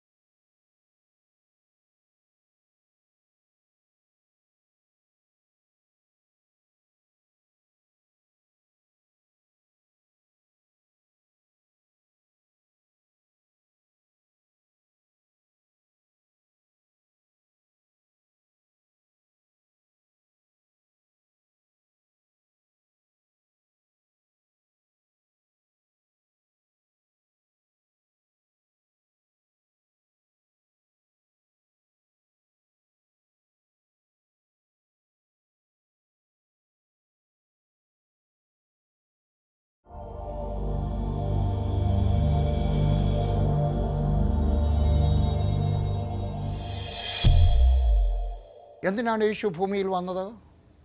പാപികളെ രക്ഷിക്കാൻ. ജാതി നോക്കാതെ, മതം നോക്കാതെ, നിറം നോക്കാതെ, കഴിഞ്ഞ പശ്ചാത്തലം നോക്കാതെ, ഭൂതകാലം നോക്കാതെ കർത്താവ് അനുഗ്രഹിച്ച പാപത്തിൽ നിന്ന് വിടുവിക്കുന്നവനായി യേശു, പിശാചിൻ്റെ പിടിയിൽ നിന്നും വിടുവിക്കുവാനായിട്ട് യേശു ക്രിസ്തു വന്നു. ആരാണ് യേശു? അവൻ ദൈവത്തിൻ്റെ അവതാരമാണ്. എന്താണ് തെളിവ്? യേശു പാപമില്ലാത്തവൻ, പാപം ചെയ്യാത്തവൻ. ഈ ലോകത്തിൽ പാപം ചിന്തയിൽ പോലും വരാത്ത ആർക്കെങ്കിലും ഒരു മനുഷ്യനായിട്ട് ജീവിക്കുവാൻ കഴിയുമോ? ഇല്ല. യേശുക്രിസ്തു ധൈര്യപൂർവ്വം ചോദിച്ച ഒരു ചോദ്യം കേട്ടാട്ടെ. യോഹന്നാൻ്റെ സുവിശേഷം 8-ാം അധ്യായത്തിന് 46-ാമത്തെ വാക്യം. നിങ്ങളിൽ ആർ എന്നെ പാപത്തെക്കുറിച്ച് ബോധം വരുത്തുന്നു? ആരോടായി ചോദിക്കുന്നറിയാം? യേശുവിനെ പഴിചാരാൻ നിന്ന് പറയുക. ധൈര്യത്തോടെ ചോദിക്കുകയാണ്. നിങ്ങളിൽ ആർക്കെങ്കിലും, സ്ത്രീകൾക്ക്, പുരുഷന്മാർക്ക്, അമ്മയപ്പന്മാർക്ക്, ശത്രുക്കൾക്ക് ആർക്കെങ്കിലും പാപത്തെപ്പറ്റി ബോധം വരുത്തുവാൻ കഴിയുമോ? പാപം ചെയ്യാത്ത ഒരു മനുഷ്യൻ, പുരുഷനിൽ നിന്ന് ജനിക്കാത്തവൻ, മരിക്കാനായി വന്നവൻ, തിരുവെഴുത്തുകളിൽ ഉൽപ്പത്തി മുതൽ അവസാനം വരെ അവനെപ്പറ്റി എഴുതിയിരിക്കുന്നു. ഹല്ലേലൂയ. മരിച്ച് ഉയർത്തെഴുന്നേറ്റവൻ. ഇന്നും അവൻ്റെ കല്ലറ മാത്രമേ തുറന്നു കിടക്കുന്നുള്ളൂ. കാരണം അവൻ ഉയർത്തെഴുന്നേറ്റു. ഈ യേശു ഭൂമിയിലായിരുന്നപ്പോൾ പാപികളെ രക്ഷിച്ചു. ക്രൂശിൽ കിടന്ന് പാപികളെ രക്ഷിച്ചു. ഇല്ല, ഉയർത്തെഴുന്നേറ്റ ശേഷവും പാപികളെ രക്ഷിക്കുന്നു. അതിലൊന്ന് ഞാനാണ്. അടുത്തത്, നിങ്ങൾ രക്ഷിക്കപ്പെടാത്തവർക്ക് നിങ്ങൾ ആയിത്തീരാൻ കഴിയും. ലോകത്തിലെ ഏറ്റവും വലിയ അത്ഭുതം ഞാൻ എപ്പോഴും പറയുന്നതാണ്, പാപിയെ രക്ഷിക്കുന്നതാണ്. ക്യാൻസർ പേഷ്യൻ്റ് സൗഖ്യമാകുന്നതല്ല, വീടില്ലാത്തവനൊരു വീട് കിട്ടുന്നതല്ല, ജോലിയില്ലാത്തവന് ജോലി കൊടുക്കുന്നതല്ല, വാഹനമില്ലാത്തവന് ജോലി ഇതൊക്കെ കൊച്ചു കാര്യങ്ങളാണ്. എന്നാൽ ഏറ്റവും വലിയ അത്ഭുതം ഒരു മനുഷ്യൻ്റെ പാപിയുടെ മാനസാന്തരമാണ്. ഒരു ദിവസം ഞാൻ ഓഫീസിലിരിക്കുന്ന സമയത്ത് ഒരു സർദാർജി വന്ന് കയറി. ഞാൻ ആകെ പേടിച്ചു പോയി. കാരണം അവൻ്റെ തോളയിലൊരു തോക്കുണ്ട്. മാത്രമല്ല, അന്ന് ഉഗ്രവാദികളുടെ നാടാണ് പഞ്ചാബ്. ഞാൻ പഞ്ചാബിലാണെന്ന് താമസം. അവനെ കാണാൻ വന്നു കഴിഞ്ഞു. ഞാൻ പേടിച്ചു പോയി. അവൻ എൻ്റെ അടുക്കലോട്ട് ഞാൻ വന്നിട്ട് കൈ നീട്ടിയിട്ട് പറഞ്ഞു, പ്രൈസ് ദി ലോർഡ്. അപ്പോഴാണ് എനിക്ക് മനസ്സിലായത് അവൻ കൊല്ലാൻ വന്നതല്ല. ഞാൻ അവൻ്റെ അടുക്കൽ ഇരിക്കാൻ പറഞ്ഞു. അവൻ ഇരുന്നിട്ട് എൻ്റെ അടുക്ക പറഞ്ഞു, അവൻ്റെ ഗ്രാമത്തിൽ അവനൊരു ഉഗ്രവാദിയായിരുന്നു. അവൻ്റെ തോളയിലുണ്ടായിരുന്ന തോക്കുകൊണ്ട് അവൻ 3 പേരെ വെടിവെച്ച് വന്നതാണ്. അവൻ്റെ അമ്മാച്ചൻ, അവൻ്റെ അപ്പൻ്റെ അനുജൻ, അവിടുത്തെ പോലീസ് സീനിയർ ഓഫീസർ ബേഡിയായിരുന്നതിനാൽ അവൻ രക്ഷപ്പെട്ടു. അല്ലെങ്കിൽ ജയിലിൽ കിടക്കേണ്ടവനാണ്. അവൻ പറഞ്ഞു, ഞാൻ എൻ്റെ തൊഴിൽ പഞ്ചാബിൽ നിന്നും എരുമയെ മോഷ്ടിച്ചു കൊണ്ടുപോയി പാകിസ്ഥാനിൽ വിൽക്കുക, പാകിസ്ഥാനിൽ നിന്നും കഞ്ചാവ് കൊണ്ടുവന്ന് ഇവിടെ വിൽക്കുക. എന്നാൽ ഒരു ദിവസം ഞാൻ അയച്ച ഒരു സുവിശേഷ വേലക്കാരൻ അവനെ കണ്ടു. അവനോട് സുവിശേഷം പറഞ്ഞു. ഈ മനുഷ്യൻ റോഡിൽ മുട്ടുകുത്തി യേശുക്രിസ്തുവിനെ രക്ഷിതാവായി സ്വീകരിച്ചു. അവൻ്റെ ജീവിതം അപ്പാടെ മാറി. ഗുർമിത് സിംഗ്, ഉഗ്രവാദിയായ, പലരെയും കൊന്നുള്ള. ഞാനവിടെ ചെന്ന് കഴിഞ്ഞപ്പോൾ, അവരുടെ ഗ്രാമത്തിൽ ചെന്ന് കഴിഞ്ഞപ്പോൾ, എവിടെയാണ്? ശ്രീ ഹർഗോബിന്ദ്പൂർ എന്ന് പറഞ്ഞ സ്ഥലത്ത് ഞാൻ ചെന്ന് കഴിഞ്ഞപ്പോൾ അവിടെയുള്ള മനുഷ്യർ പറഞ്ഞു, ഈ മനുഷ്യൻ റോഡിലൂടെ നടക്കുന്ന സമയത്ത് സ്ത്രീകൾ അവനെ കണ്ടിട്ട് വേലി ചാടി പുരയിടത്തിൽ കയറി ഇങ്ങനെ വായും പൊത്തി നിൽക്കും. ഭയമായിരുന്നു. എല്ലാവരും ഭയപ്പെട്ട പട്ടാളക്കാരൻ, ശിപായി എന്ന് വിളിക്കുന്ന മനുഷ്യൻ, അവൻ മാനസാന്തരപ്പെട്ടു. അത്ഭുതമാണ്. പാപിയുടെ മാനസാന്തരം ഏറ്റവും വലിയ അത്ഭുതമാണ്. ഹല്ലേലൂയ. എൻ്റെ യേശു ആരാണ്? ഒരു ദിവസം ഞാൻ പാലും വാങ്ങിച്ചുകൊണ്ട്, അന്ന് കാശ്മീരിൽ താമസിക്കുകയാണ്. 2 രൂപയാണ് ഒരു ലിറ്റർ പാലിന്. ഞാൻ 1 ലിറ്റർ പാലും വാങ്ങിച്ച് വീട്ടിലേക്ക് വരികയാണ്. എൻ്റെ മൂത്ത മകൻ എൻ്റെ തോളയിൽ ഇങ്ങനെ ഇരിക്കുകയാണ്. അവനന്ന് 1 വയസ്സ് പ്രായമുണ്ട്. ഞാൻ ഇങ്ങനെ നടക്കുകയാണ്. ടക്ക് ടക്ക് ടക്ക് ടക്ക്. അവന് വലിയ ഇഷ്ടം അങ്ങനെ കുലിക്കൊണ്ട് നടക്കുന്നത്. ടക്ക് ടക്ക് എന്ന് പറഞ്ഞ് നടക്കുമ്പോൾ ഒരു ചെറുപ്പക്കാരൻ ഓടി വന്നിട്ട് എൻ്റെ പറഞ്ഞു, നിങ്ങളാണോ ഈ പുസ്തകം വിറ്റത്? Now I am free. ഞാൻ പറഞ്ഞു, അതെ, ഞാനാണ് ഇത് വിൽക്കുകയല്ല, വിതരണം ചെയ്യുന്ന. അവൻ പറഞ്ഞു, ഇതിനകത്ത് പറയുന്ന സമാധാനം എനിക്ക് കിട്ടണമെന്ന് ആഗ്രഹമുണ്ട്. ഞാനൊരു ഇൻകം ടാക്സ് ഓഫീസറുടെ മകനാണ്, രാജസ്ഥാനിൽ ജനിച്ചു വളർന്ന പഞ്ചാബിയുടെ മകനാണ്. എനിക്ക് സമാധാനം കിട്ടണമെന്ന് ആഗ്രഹമുണ്ട്. എൻ്റെ അപ്പൻ പറഞ്ഞിട്ട് ഞാൻ കേട്ടില്ല, അമ്മ പറഞ്ഞിട്ട് കേട്ടില്ല. ഞാൻ തീർത്ഥാടനങ്ങൾ ഒത്തിരി പോയി, സന്യാസിമാരുടെ കാല് കഴുകി കുടിച്ചു. ഇതൊക്കെയായിട്ടും എനിക്ക് സമാധാനം കിട്ടുന്നില്ല. എനിക്ക് പാപത്തിൽ നിന്ന് എനിക്ക് വിടുതൽ കിട്ടുന്നില്ല.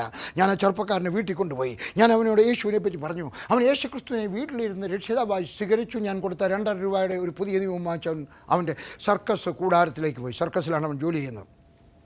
കുറച്ച് കഴിഞ്ഞപ്പോൾ ഓടി വന്നിട്ട് പറഞ്ഞു, താടിവാല ബാബു യേശു മസിനെ മുझे ബച്ചായ.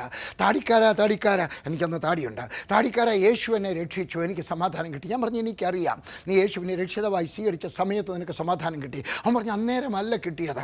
ഞാൻ എൻ്റെ കൂടാരത്തിൽ ചെന്നു. എൻ്റെ കയ്യിൽ അല്പം ചാരായം ഉണ്ടായിരുന്നു. എൻ്റെ പോക്കറ്റിൽ ഒരു സിഗരറ്റ് ഉണ്ടായിരുന്നു. ഞാൻ ആ സിഗരറ്റ് എടുത്ത് വായിൽ വെച്ച ചാരായം ഗ്ലാസ്സിലോട്ട് ഒഴിക്കുമ്പോൾ ഞാൻ ചിന്തിച്ചു, ആ താടിക്കാരൻ പറഞ്ഞു പ്രാർത്ഥിച്ച സമയത്ത് അയക്ക് വിടുതൽ കിട്ടി. എനിക്കെന്തുകൊണ്ട് വിടുതൽ കിട്ടിയില്ല? ആ മനുഷ്യൻ വെളിയിൽ ഇറങ്ങിയപ്പോൾ അവിടെ ഒരു ഇലവ് മരം ഉണ്ടായിരുന്നു. ആ മരത്തിൻ്റെ ചുവട്ടിലിരുന്നുകൊണ്ട് അതുകൊണ്ട് രണ്ടാമതും പ്രാർത്ഥിച്ചു. ആദ്യത്തെ പ്രാർത്ഥന ഫലിച്ചില്ലെന്ന് വന്നപ്പോൾ അവൻ രണ്ടാമതും പ്രാർത്ഥിച്ചു. അവൻ പറഞ്ഞു, ഞാൻ ഹൃദയത്തിൽ നിന്ന് പ്രാർത്ഥിച്ചു, യേശു എന്നെ അനുഗ്രഹിക്കണമേ, എനിക്ക് വിടുതൽ തരണമേ, എൻ്റെ സിഗരറ്റിൽ നിന്നും ചാരായത്തിൽ നിന്ന് എന്നെ വിടുവിക്കണമേ പറഞ്ഞു. ഞാൻ രണ്ടാമത് എൻ്റെ ഹൃദയത്തിൽ നിന്ന് പ്രാർത്ഥിച്ചപ്പോൾ യേശു എന്നെ രക്ഷിച്ചു. എൻ്റെ ദൈവം ആരാണ്? അത്ഭുതങ്ങൾ ചെയ്യുന്ന ദൈവം. ഞാനൊരു ദിവസം ട്രാക്ട് കൊടുക്കാൻ പോകുന്ന സമയത്ത് ഒരു ഗവൺമെൻറ് ഉദ്യോഗസ്ഥനായിട്ടുള്ള അഗ്രികൾച്ചർ ഡിപ്പാർട്ട്മെൻറ്റിനകത്ത് ജോലി ചെയ്യുന്ന, ഹോർട്ടിക്കൾച്ചറിനകത്ത് ജോലി ചെയ്യുന്നതായിട്ടുള്ള ഒരു രത്തൻലാൽ ശർമ്മ എന്ന് പറയുന്ന ഒരു മനുഷ്യൻ അയാൾ എന്നെ കണ്ടു. ഞാൻ അദ്ദേഹത്തോട് യേശുവിനെ പറ്റി പറഞ്ഞു. അദ്ദേഹം രോഗിയാണെന്ന് അറിഞ്ഞപ്പോൾ ഞാൻ അദ്ദേഹത്തിൻ്റെ വീട്ടിൽ ചെന്നു. അദ്ദേഹത്തിൻ്റെ നടുവിന് ഞാൻ അമൃതാഞ്ജൻ പുരട്ടിയിട്ട് ഞാൻ ചൂട് വെച്ച് കൊടുത്തു. ഞാൻ എൻ്റെ വീട്ടിൽ പോയി പാല് കാച്ചി അതിനകത്ത് വടക്കേ ഇന്ത്യയിൽ ഒരു മരുന്നുണ്ട്, അതുകൊണ്ടിട്ട് ഞാൻ കൊണ്ട് കൊടുത്തു. ആ മനുഷ്യൻ പൊട്ടിക്കരഞ്ഞു. പറഞ്ഞു, എൻ്റെ സ്വന്തം സഹോദരി ഇവിടെയുണ്ട്, എൻ്റെ പനി പകരുമെന്ന് വിചാരിച്ച് ആ സഹോദരി വരുന്നില്ല, അവരുടെ ഭർത്താവ് വരുന്നില്ല, അവരുടെ മക്കൾ വരുന്നില്ല, അന്യജാതിക്കാരനും അന്യനാട്ടുകാരനുമായ നീ എന്തുകൊണ്ട് നിങ്ങളെ സ്നേഹിക്കുന്നു? ഞാൻ പറഞ്ഞു, യേശുവിൻ്റെ സ്നേഹം. ഞാൻ യേശുവിനെ പറ്റി പറഞ്ഞു. ആ മനുഷ്യൻ യേശു ക്രിസ്തുവിനെ രക്ഷിതാവായി സ്വീകരിച്ചു. തോമസ് ശർമ്മ ടെലിവിഷൻ റേഡിയോയ്ക്കകത്ത് ഏറെ നാൾ പ്രസംഗിച്ചപ്പോൾ വാർദ്ധക്യത്തിലായിരിക്കുന്നു. ഞാൻ ഈ പറയുന്നതിൻ്റെ അർത്ഥം, നിൻ്റെ ജാതി ഏതായിരുന്നാലും ഞാൻ എങ്ങനെയാണ് രക്ഷിക്കപ്പെട്ടത്? പാകിസ്ഥാൻകാരനായിരുന്ന ജോർദാൻ ഖാൻ എന്ന് പറയുന്ന ഒരു മനുഷ്യൻ, അദ്ദേഹത്തിൻ്റെ 19-ാമത്തെ വയസ്സിൽ ആസ്മ കൊണ്ട് സഹിക്കാൻ വയ്യാതെ ഇരിക്കുമ്പോൾ റാവൽപിണ്ടി എന്ന് പറഞ്ഞ സ്ഥലത്ത് റെയിൽവേ സ്റ്റേഷനിൽ ചെന്നിരിക്കുകയാണ്. അന്നേരമാണ് ആരാണ്ട് ഒരു ട്രാക്ട് കൊടുത്തത്, യേശു ക്രിസ്തു പാപികളെ രക്ഷിക്കുന്ന, രോഗികളെ സൗഖ്യമാക്കുന്നു. അയാളെടുത്ത് ദൂരെ എറിഞ്ഞു. പറഞ്ഞു, എനിക്കറിയാം യേശു ആരാണെന്ന്, നബിയാണ്, യേശുവിനെ രക്ഷിപ്പാൻ സാധ്യമല്ല. പിന്നെ അയാൾ വിചാരിച്ച് എന്തായാലും ചാകാൻ പോയില്ലയോ, അതിലെ കൂടെ വരുന്ന ട്രെയിനിൻ്റെ മുമ്പിൽ ചാടി ചാവാനിരിക്കുകയാണ്. പറഞ്ഞു, എന്തായാലും ഒരു പരീക്ഷണം കൂടെ നടത്തിക്കളയാം. ആ മനുഷ്യൻ അവിടെ ഇരുന്നുകൊണ്ട് ആ ട്രാക്ട് എടുത്തിട്ട് ഒന്നുകൂടെ വായിച്ചു. യേശുവേ, അതിനകത്ത് പറഞ്ഞിരുന്ന പ്രാർത്ഥന അതുപോലെ പ്രാർത്ഥിച്ചു. ആ മനുഷ്യൻ്റെ ആസ്മയിൽ നിന്ന് സൗഖ്യം കിട്ടി. എൻ്റെ യേശു ആരാണ്? ജാതി നോക്കാതെ, മതം നോക്കാതെ, പഴയകാലത്തെ പാപത്തിൻ്റെ പട്ടിക നോക്കാതെ സൗഖ്യം തരുന്നവനായ യേശു, രോഗസൗഖ്യം തരുന്നവനായ യേശു, പാപത്തിൽ നിന്ന് സൗഖ്യം തരുന്നവനായ യേശു. അവൻ തരുന്നത് പാപത്തിൽ നിന്ന് മാത്രമാണോ? അല്ല, പിശാചിൻ്റെ സകലമിതമായ ബന്ധനത്തിൽ നിന്നും അവൻ വിടുതൽ തരുന്നു. ഏതൊക്കെയാണ് പിശാച് തരുന്ന ബന്ധനങ്ങൾ? പാപം, രോഗം, കഷ്ടത, കുടുംബ വഴക്ക്, അല്ല നാട്ടിലെ വഴക്ക്. ചിലർ വഴക്കാളികളാണ്, അവരെത്ര വിചാരിച്ചാലും അവരെ കൊണ്ട് നിയന്ത്രിക്കാൻ ഒക്കുന്നില്ല. പൊട്ടിത്തെറിക്കുന്ന പടക്കം പൊട്ടിത്തെറിക്കുന്നത് പോലെയാണ് വഴക്ക്, കൊലപാതകം, ദുർനടപ്പ്, മുൻകോപം, ദാരിദ്ര്യം, പട്ടിണി, യുദ്ധം, പിടിച്ചുപറി. ഇതൊക്കെ പിശാചിൻ്റെ പ്രവൃത്തികളാണ്. ഇവയിൽ നിന്നെല്ലാം യേശുവിന് പ്രവർത്തിക്കുവാൻ അനുവാദം കൊടുത്താൽ യേശു ബന്ധനങ്ങൾ അഴിച്ചു മാറ്റും. ഇതാ യേശു ഭൂമിയിലായിരുന്നപ്പോൾ ചെയ്ത ഒരു വിടുതൽ. മത്തായി എഴുതിയ സുവിശേഷം 17-ാം അധ്യായം അതിൻ്റെ 14 മുതലുള്ള വാക്യങ്ങൾ. അവർ പുരുഷാരത്തിൻ്റെ അടുക്കൽ വന്നപ്പോൾ ഒരു മനുഷ്യൻ വന്ന് അവൻ്റെ മുമ്പാകെ മുട്ടുകുത്തി. പേരില്ലാത്ത ഒരു മനുഷ്യൻ യേശുവിൻ്റെ അടുക്കൽ വന്ന് മുട്ടുകുത്തി. കർത്താവേ, കർത്താവേ എന്ന് വിളിച്ചു. എൻ്റെ മകനോട് കരുണയുണ്ടാകണമേ, അവൻ അപസ്മാരം പിടിച്ച് പലപ്പോഴും തീയിലും പലപ്പോഴും വെള്ളത്തിലും വീണു വല്ലാതെ വിഷമിക്കുന്നു എന്ന് പറഞ്ഞു. ഈ മനുഷ്യൻ എന്തു ചെയ്തു? അവൻ യേശുവിൻ്റെ അടുക്കൽ വന്നു. എന്താണ് അവൻ്റെ രോഗം? വേറെടുത്ത് പറയുന്നത് ചന്ദ്രരോഗം, ഇവിടെ പറഞ്ഞിരിക്കുന്നു അപസ്മാരമെന്ന്. വേറൊരിടത്ത് ഭാഗത്ത് പറയുന്നു ലൂണാറ്റിക് ആയിരുന്നു എന്ന് പറഞ്ഞാൽ ഒരു ഭ്രാന്തനെ പോലെ ഒക്കെ ആയിരുന്നു. ഇതിൻ്റെ എല്ലാം പുറകിൽ ഒരു പിശാചുണ്ട്. പനിയുടെ പുറകിൽ നിങ്ങൾ വിശ്വസിച്ചാലും ഇല്ലെങ്കിലും ശരി, ആത്മാർത്ഥമായിട്ട് ഞാൻ വിശ്വസിക്കും, എനിക്ക് തെളിയിക്കുവാൻ കഴിയും. ഡോക്ടർമാരുണ്ടെങ്കിലും ഞാൻ തെളിയിക്കുവാൻ കഴിയും. ഓരോ രോഗത്തിൻ്റെയും പുറകിൽ ഒരു ദുഷ്ടാത്മാവുണ്ട്. യേശുക്രിസ്തുവിൻ്റെ അടുക്കൽ വന്നു. ഹല്ലേലൂയ. വന്നിട്ട് അവൻ്റെ മുമ്പാകെ മുട്ടുകുത്തി. അവൻ എന്തൊക്കെ ചെയ്തു ഈ അത്ഭുതം നേടുവാൻ, ഈ സൗഖ്യം നേടുവാൻ, മകന് വേണ്ടി സൗഖ്യം നേടുവാൻ അവൻ എന്തെല്ലാം ചെയ്തു പഠിക്കാം. ഒന്ന്, അവൻ യേശുവിൻ്റെ അടുക്കൽ വന്നു. 14-ാമത്തെ വാക്യം. ഞാനിന്ന് ഈ യേശുവിൻ്റെ അടുക്കൽ വരണം. ദൂരെ നിൽക്കുകയല്ല, പള്ളിയിൽ പോവുകയല്ല, PG പരീക്ഷ 2 അയക്കുകയല്ല, യേശുവിൻ്റെ അടുക്കൽ വരണം. ഹല്ലേലൂയ. അവൻ്റെ അടുക്കൽ വന്നാൽ വേദപുസ്തകം പറയുകയാണ്, അവൻ്റെ അടുക്കലേക്ക് നീ വരാമെങ്കിൽ അവൻ നിൻ്റെ അടുക്കലേക്ക് വരും. അവൻ നിൻ്റെ പ്രാർത്ഥനകൾക്കും നിൻ്റെ കണ്ണുനീർ കാണും, നിൻ്റെ വേദന കാണും, നിൻ്റെ ഹൃദയത്തുടിപ്പുകൾ പോലും ഒപ്പിയെടുക്കുന്നവനാണ് യേശു. അവൻ യേശുവിൻ്റെ അടുക്കൽ വന്നു. 2, യേശുവിനെ നമസ്കരിച്ചു, യേശുവിനെ ആരാധിച്ചു. 3, യേശുവിനെ കർത്താവായി സ്വീകരിച്ചു. അതിന് വലിയ അർത്ഥമുണ്ട്. വെറുതെ പ്രാർത്ഥിച്ചാൽ പോരാ, എഴുതി വെച്ചിരിക്കുന്ന പ്രാർത്ഥന പ്രാർത്ഥിച്ചാൽ പോരാ. ഇനിയും പറയുന്നത് കേട്ടാട്ട് നിങ്ങൾ എന്നോട് പണങ്ങരുത്. വേദപുസ്തകത്തിൽ ഒരിടത്ത് പോലും പഴയ നിയമത്തിലോ പുതിയ നിയമത്തിലോ എഴുതി വെച്ച ഒരു പ്രാർത്ഥനയെപ്പറ്റി കേൾക്കാനേ ഇല്ല. എഴുതി വെച്ച പ്രാർത്ഥന പ്രാർത്ഥിച്ച് ആരുമൊന്നും നേടിയിട്ടില്ല. പാപമാണെന്ന് ഞാൻ പറയുന്നില്ല, എന്നാൽ ദൈവത്തിൻ്റെ വ്യവസ്ഥയോ നിൻ്റെ ഹൃദയത്തിൽ നിന്ന് സംസാരിക്കുക. നിങ്ങൾ വിചാരിച്ചോ ഞാനൊരു കല്യാണമൊക്കെ കഴിച്ചു കഴിയുമ്പോൾ ഒരു ദിവസം ഭാര്യ എടുത്ത് ചെന്ന് വെച്ച് ഞാൻ എഴുതി വെച്ചിരുന്ന നോട്ട് വെച്ച്, എൻ്റെ തങ്കക്കുടമേ, എനിക്ക് നിന്നോട് പറയാനുള്ളത് ഞാൻ അയാൾ പറയാം, അതിന് നേരിട്ട് പറ.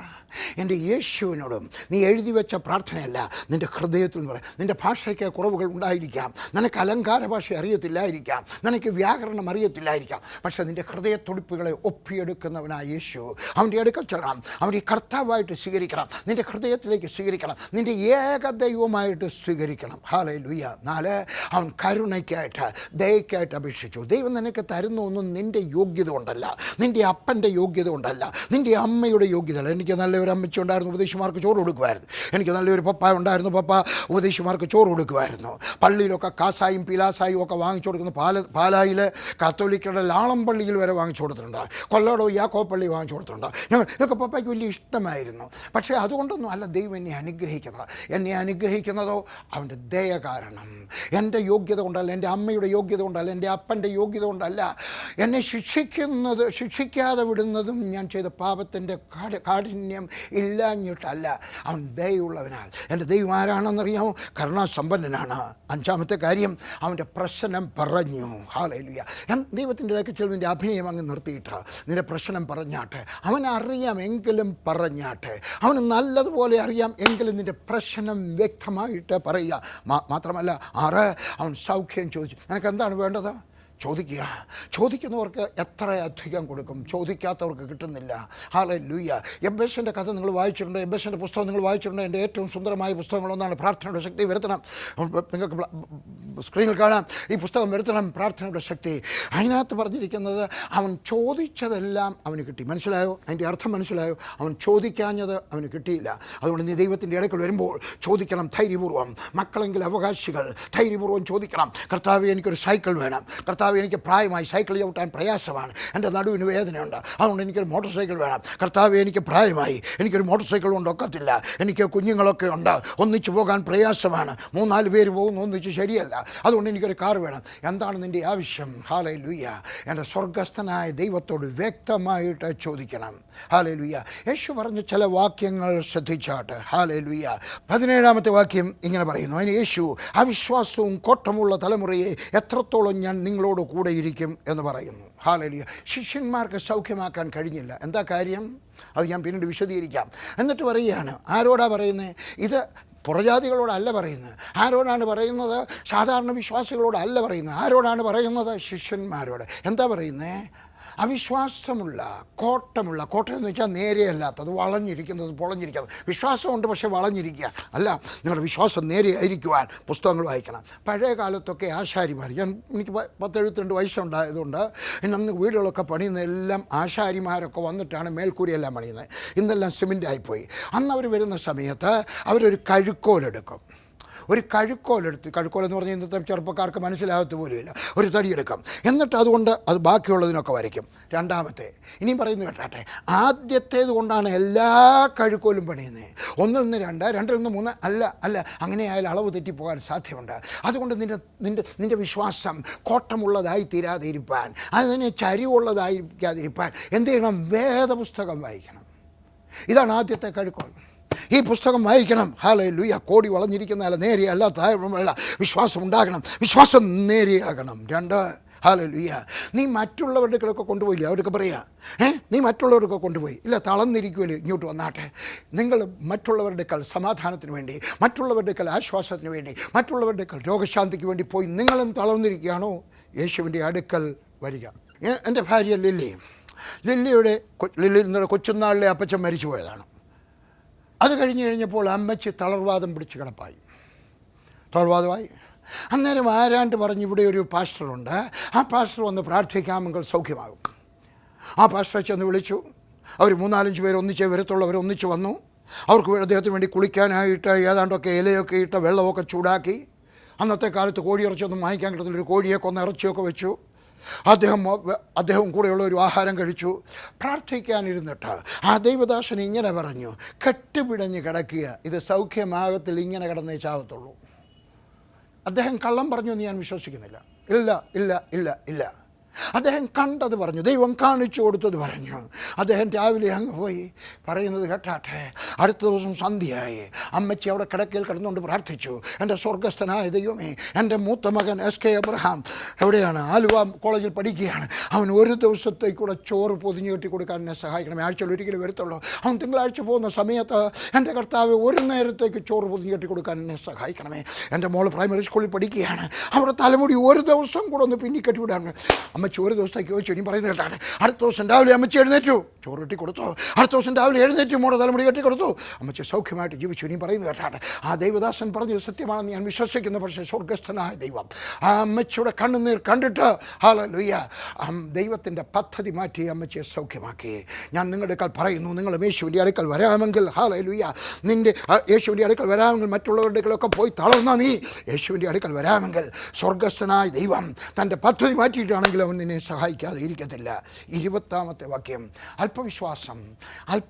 വിശ്വാസത്തിന് അളവുണ്ട്. വിശ്വാസമില്ല, കുറച്ച് വിശ്വാസം, ആ വിശ്വാസം വളർത്തിയെടുക്കുവാൻ കഴിയും. ആവശ്യത്തിനില്ല, അതാണ് കാര്യം. ആവശ്യത്തിന് അല്പമായിട്ടേ ഉള്ളൂ. ചില കൊച്ചു കാര്യത്തിന് വിശ്വാസം ഉണ്ടായിരിക്കും, വലിയ കാര്യത്തിന് വിശ്വാസമില്ല. എൻ്റെ വിശ്വാസം വളർത്തിയെടുക്കുക വലിയ കാര്യത്തിന്, അതിനേക്കാൾ വലിയ കാര്യത്തിന്. സുവിശേഷ വേലയ്ക്ക് ഇറങ്ങുമ്പോഴേ ക്യാൻസർ പേഷ്യൻറ്റിന് വേണ്ടി പ്രാർത്ഥിച്ചാൽ, മരിച്ചു കിടക്കുന്ന ഒരാൾക്ക് വേണ്ടി പ്രാർത്ഥിച്ചാൽ പെരുമഴ മാറാം.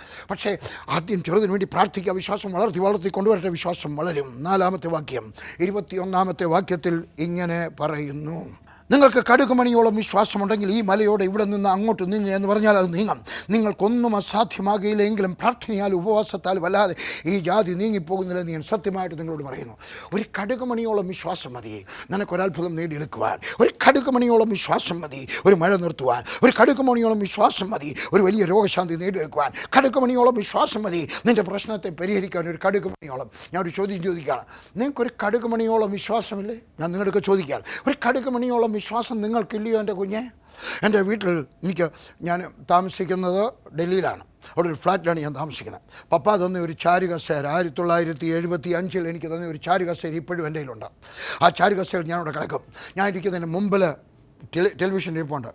എനിക്ക് ടെലിവിഷൻ ഇഷ്ടമൊന്നുമല്ല, എങ്കിലും വെച്ചിട്ടുണ്ട് TV പ്രോഗ്രാം കാണാനായിട്ട്, ക്രിസ്ത്യൻ പ്രോഗ്രാം കാണാനായിട്ട്. അല്ലാത്തതും കാണുന്നതോട് എനിക്ക് വിരോധമൊന്നുമില്ല. അവിടെ പുസ്തകങ്ങൾ എഴുതി. അതിൻ്റെ മേളിൽ ഞാനൊരു പ്ലാസ്റ്റിക് ഗ്ലാസ്സിനകത്ത്, ഒരു പ്ലാസ്റ്റിക് ടിന്നിനകത്ത് ഞാൻ കുറച്ച് കടുകിട്ടിരിക്കുകയാണ്. എനിക്ക് എന്തെങ്കിലും ആവശ്യം വരുമ്പോൾ ഞാൻ അവിടെ ഇരുന്നുകൊണ്ട് നോക്കും. ചെന്നിട്ട് ഞാൻ ആ ടിന്നെടുക്കും. എന്നിട്ട് ഞാൻ കുളിക്കൊണ്ട് പറയും, ഇത്രയും കടുകിൻ്റെ അത്രയും എനിക്ക് വിശ്വാസമുണ്ട്. കടുകിൻ്റെ അത്രയും വിശ്വാസം എൻ്റെ കിടക്കമുറിയിലുണ്ട്, എൻ്റെ കട്ടിലിൻ്റെ അടുക്കൽ വെച്ചിട്ടുണ്ട്. എനിക്ക് വിശ്വാസം ആവശ്യമുള്ളപ്പോൾ, എൻ്റെ കുഞ്ഞുങ്ങൾക്ക് വേണ്ടി ആവശ്യമുള്ള സമയത്ത് എനിക്ക് വേണ്ടി ഞാൻ പ്രാർത്ഥിക്കുന്നവരുടെ ആവശ്യത്തിന് വേണ്ടി പ്രാർത്ഥിക്കുമ്പോൾ ആ കടുകുമണി എടുത്തിട്ട് ഞാൻ പറയും, എനിക്ക് ഇത്രയും വിശ്വാസമുണ്ട്. ഈ കടുകുമണിയോട് ഇത്രയും വിശ്വാസം ഉണ്ടെങ്കിൽ യേശു പറഞ്ഞാൽ പറയണം. നീ പറയുന്നത് കേട്ടാട്ടെ, യേശു ക്രിസ്തുവിൻ്റെ ശിഷ്യന്മാർ ഒരിക്കൽ പോലും രോഗികൾ സൗഖ്യമാകാൻ പ്രാർത്ഥിച്ചില്ല, ഒരിക്കൽ പോലും. പിന്നെ എന്തു ചെയ്തു എന്നറിയാമോ? അവൻ സൗഖ്യമാക്കി.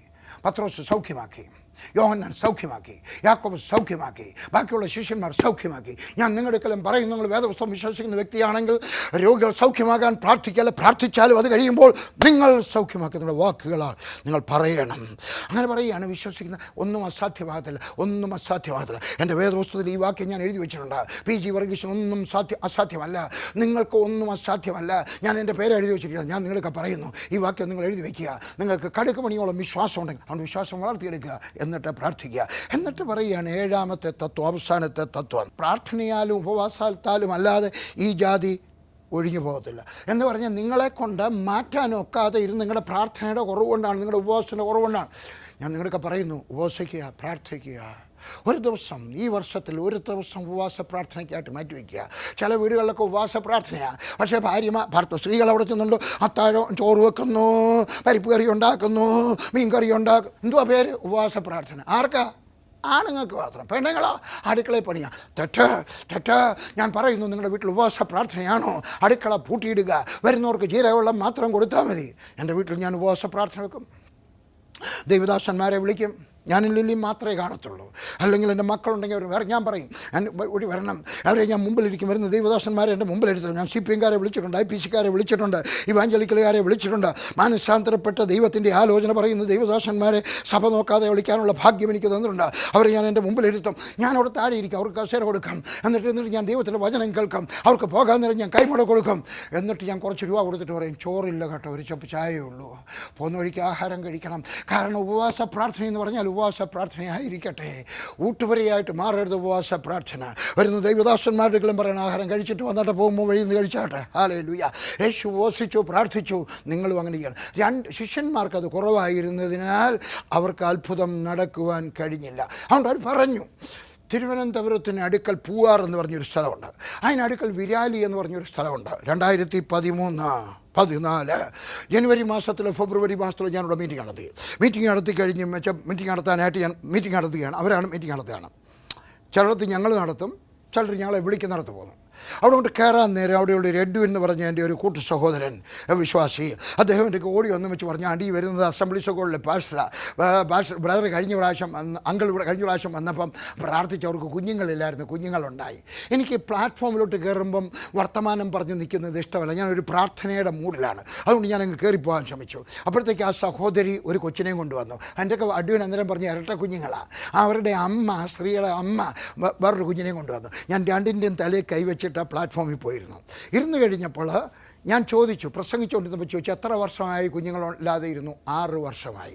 ഇറങ്ങിക്കഴിഞ്ഞപ്പോഴാണ് അനിൽ കോശി, തിരുവനന്തപുരത്തിൻ്റെ ഓഫീസിലെ അനിൽ കോശി പറഞ്ഞു, അങ്കിൾ കഥ മുഴുവൻ കേട്ടില്ല, കഴിഞ്ഞ വർഷം അങ്കിൾ വന്നപ്പോൾ കുഞ്ഞുങ്ങളില്ലാത്ത എവർക്ക് വേണ്ടി പ്രാർത്ഥിച്ചു. തലേ കൈവച്ചിട്ട് പ്രാർത്ഥിച്ചിട്ട് ഇങ്ങനെ പറഞ്ഞു, കർത്താവേ, ഒരു പെണ്ണും ആണും ഒരാണും പെണ്ണും ഉണ്ടാകട്ടെ. അങ്കിൾ എങ്ങനെ പറഞ്ഞു അതുപോലെ സംഭവിച്ചു. ആ സഹോദരൻ എൻ്റെ വീണ്ടും പറഞ്ഞു, ഈ സഹോദരി പ്രസവത്തിനായിട്ട് ആശുപത്രിയിൽ പോയി. പ്രസവിച്ചപ്പോൾ ആദ്യം ഇറങ്ങി വന്നത് പെണ്ണ്, അതങ്ങ് കയറിപ്പോകുമെന്ന് എൻ്റെ ചോദിക്കരുത്. ഞാൻ പ്രസവിച്ചിട്ടില്ല, കണ്ടിട്ടുമില്ല. ഇന്നത്തെ കാലത്തൊക്കെ ആശുപത്രി പോയാൽ ഭാര്യ പ്രസവിക്കുന്നത് കാണാനുള്ള സൗകര്യങ്ങളൊക്കെ ഒരുത്തുണ്ട്, എനിക്കെന്തായാലും വേണ്ട കേട്ടോ. അതുകൊണ്ട് പറഞ്ഞു, ആദ്യം പെങ്കൊച്ച് വന്നിട്ട് കയറിപ്പോയി. ഞാൻ ആത്മാർത്ഥമായിട്ട് വിശ്വസിക്കുന്ന എന്താണെന്നറിയാമോ? എൻ്റെ ബലമായ വിശ്വാസം, ഞാൻ പറഞ്ഞത് എന്താ പറഞ്ഞത്? പെണ്ണും ആണും. എന്നിട്ട് പറഞ്ഞു അല്ല, എന്നിട്ട് ഞാൻ പറഞ്ഞു ആണും പെണ്ണും. എൻ്റെ ബലമായ വിശ്വാസം, ആ പെങ്കൊച്ച് ഇറങ്ങി വന്നപ്പോൾ ഞാൻ പറഞ്ഞത് കേട്ട് കാണും. 9 മാസത്തിന് മുമ്പ് ഞാൻ പറഞ്ഞത് കേട്ട് കാണും. ആ കൊച്ചങ്ങ് കയറിപ്പോയിട്ട് എന്നിട്ട് പറഞ്ഞു, എടാ ചെറുക്ക നീ പോടാ, PG അങ്കിൾ പറഞ്ഞത് ആണും പെണ്ണും എന്നാകൊണ്ട് നീ പോയാട്ടെ. ഞാൻ ഈ പറയുന്നതോ നീ പറയുന്നത് പോലെ സംഭവിക്കാൻ സാധ്യതയുണ്ട്. നിൻ്റെ വീടിനെ നോക്കി പറയണം, നിൻ്റെ കുടുംബത്തെ നോക്കി പറയണം, നിൻ്റെ മക്കളെ നോക്കി പറയണം, നിൻ്റെ ഭാര്യയെ നോക്കി പറയണം, നിൻ്റെ സഭയെ നോക്കി പറയണം, നിൻ്റെ ദേശത്തെ നോക്കി പറയണം. ഞാൻ നിങ്ങൾക്ക് വേണ്ടി പ്രാർത്ഥിക്കാൻ പോകണം. എന്താണ് നിങ്ങൾക്ക് ആവശ്യം? എന്താണ് നിൻ്റെ ആവശ്യം? നിൻ്റെ ആവശ്യത്തെ നിറവേറ്റിത്തരുന്നവനായ നല്ലവനായ ദൈവം ഇന്ന് നിന്നെ അനുഗ്രഹിക്കാൻ പോവുകയാണ്. എന്താണ് നിനക്ക് ആവശ്യം? നീ പറഞ്ഞാട്ടെ, ഞാൻ കൂടെ പറയാം. നീ പറഞ്ഞാട്ടെ, എന്താണ് നിനക്ക് ആവശ്യം? ഒരു കുഞ്ഞിനെ ആവശ്യമുണ്ടോ? കുഞ്ഞിനെ ആവശ്യമുള്ളവർക്ക് എഴുന്നേറ്റ് നിൽക്കാം. ആരെങ്കിലും കുഞ്ഞുങ്ങളില്ല, ആവശ്യമുള്ളവർക്ക് എഴുന്നേറ്റ് നിൽക്കാം. ഞാൻ പ്രാർത്ഥിക്കാൻ പോവുകയാണ്. എൻ്റെ കർത്താവായ യേശുവേ, ആരൊക്കെയാണോ ഈ സമയത്ത് വിശ്വാസത്താൽ എഴുന്നേറ്റ് നിൽക്കുന്നത് അവർക്ക് ആൺകുഞ്ഞുണ്ടാകട്ടെ. യേശുവിൻ്റെ നാമത്തിൽ ഞാൻ പ്രാർത്ഥിക്കുന്നു, പെൺകുഞ്ഞുണ്ടാകട്ടെ. അവരുടെ വിശ്വാസം പോലെ അവർക്ക് ഭവിക്കട്ടെ. യേശുവിൻ്റെ നാമത്തിൽ അങ്ങനെ സംഭവിക്കട്ടെ. നിനക്ക് എന്താണ് ആവശ്യം? ആരാണ് കടഭാരത്തിലുള്ളത്? ഞാൻ നിങ്ങൾക്ക് വേണ്ടി പ്രാർത്ഥിക്കാൻ പോവുകയാണ്. നിങ്ങളുടെ കടഭാരം മാറ്റി എൻ്റെ സ്വർഗ്ഗസ്ഥനായ ദൈവം നിങ്ങളുടെ പാനപാത്രം നിറഞ്ഞു കവിയുവാനിടയായി തീരട്ടെ. ഇനിയും പറയുന്നു കേട്ടെ, പാനപാത്രത്തിൽ നിന്നല്ല നിങ്ങൾ കുടിക്കേണ്ടത്, പിന്നെയോ നിറഞ്ഞു കവിഞ്ഞൊഴുകുന്നതെന്ന്. പാനപാത്രത്തിൽ അവിടെ ഇരിക്കട്ടെ. ദുഷ്ടന്മാർ മറ്റു വലിച്ചു കുടിക്കുന്നു, നീതിമാന്മാരോ നിറഞ്ഞു കവിഞ്ഞൊഴുകുന്നതിൽ നിന്നും കുടിച്ചു വലിക്കുന്നു. നിങ്ങൾ നീതിമാനായിട്ട് ജീവിക്കാമോ? ദൈവഭക്തരായിട്ട് ജീവിക്കാമോ? യേശുവിനോടൊപ്പം ജീവിക്കാമോ? ഞാൻ നിങ്ങൾക്ക് വേണ്ടി പ്രാർത്ഥിക്കാൻ പോവാണ്. നിങ്ങളുടെ കടഭാരത്തിൽ നിന്നും നിറഞ്ഞു കവിഞ്ഞൊഴുകി അതിൽ നിന്ന് കുടിക്കുവാൻ കർത്താവ് നിങ്ങളെ സഹായിക്കട്ടെ. കർത്താവ് യേശുവിൻ്റെ നാമത്തിൽ അവർക്ക് വേണ്ടി പ്രാർത്ഥിക്കുന്നു. എൻ്റെ സ്വർഗ്ഗസ്ഥനായ ദൈവമേ, അവരുടെ ജീവിതത്തെ മാറ്റണമേ. അവരുടെ പാനപാത്രം നിറഞ്ഞു കവിയട്ടെ. അവർ ഭൂമിയിൽ അനുഗ്രഹിക്കപ്പെടട്ടെ. കർത്താവിനോട് ചേർന്ന് നടക്കട്ടെ. യേശുവിൻ്റെ നാമത്തിൽ ആമേൻ. ആരാണ് ഞെരുക്കത്തിൽ താമസിക്കുന്നത്? സഭയുണ്ട്, പക്ഷേ സഭ ചെറുതാണ്, വലുതാകുന്നില്ല. എത്ര വിചാരിച്ചിട്ടും എത്ര വേലയിരുന്നും. ഞാൻ പ്രാർത്ഥിക്കാൻ പോവുകയാണ്. അപ്പോസ്തല പ്രവൃത്തി 2-ാം അധ്യായം നിങ്ങൾക്ക് നടക്കട്ടെ. അവിടെ ഒരു ഉണർവുണ്ടാകട്ടെ. നിങ്ങളുടെ വേല സ്ഥലത്തെ ശുഷ്കിച്ച അവസ്ഥ മാറി എൻ്റെ സ്വർഗ്ഗസ്ഥനായ ദൈവം നിങ്ങളെ പുഷ്ടിപ്പെടുത്തട്ടെ. സഭയിൽ കൂട്ടസ്നാനം നടക്കട്ടെ. യേശുവിൻ്റെ നാമത്തിൽ ഞാൻ പ്രാർത്ഥിക്കാൻ പോകുന്നു. എൻ്റെ സ്വർഗ്ഗസ്ഥനായ ദൈവമേ, ഞാൻ അവർക്ക് വേണ്ടി പ്രാർത്ഥിക്കുമ്പോൾ അവരുടെ സഭയുടെ ശുഷ്കിച്ച അവസ്ഥ മാറ്റി അവർക്ക് നന്മയും അനുഗ്രഹവും അഭിവൃദ്ധിയും കൊടുക്കണമേ എന്ന് പ്രാർത്ഥിക്കുന്നു. യേശുവിൻ്റെ നാമത്തിൽ അവർ അനുഗ്രഹം പ്രാപിക്കും. പ്രാപിക്കട്ടെ കർത്താവായ യേശുവിൻ്റെ നാമത്തിൽ തന്നെ ആമേൻ. യേശുവിൻ്റെ നാമത്തിൽ ആമേൻ. അനുഗ്രഹം പ്രാപിക്കണം കേട്ടോ. സകല കാര്യത്തിലും നിങ്ങളുടെ പാനപാത്രം നിറഞ്ഞു കവിയുവാൻ ഇടയായിത്തീരണം. God bless you and bless you and bless you. അടുത്ത ആഴ്ച വീണ്ടും കാണാം.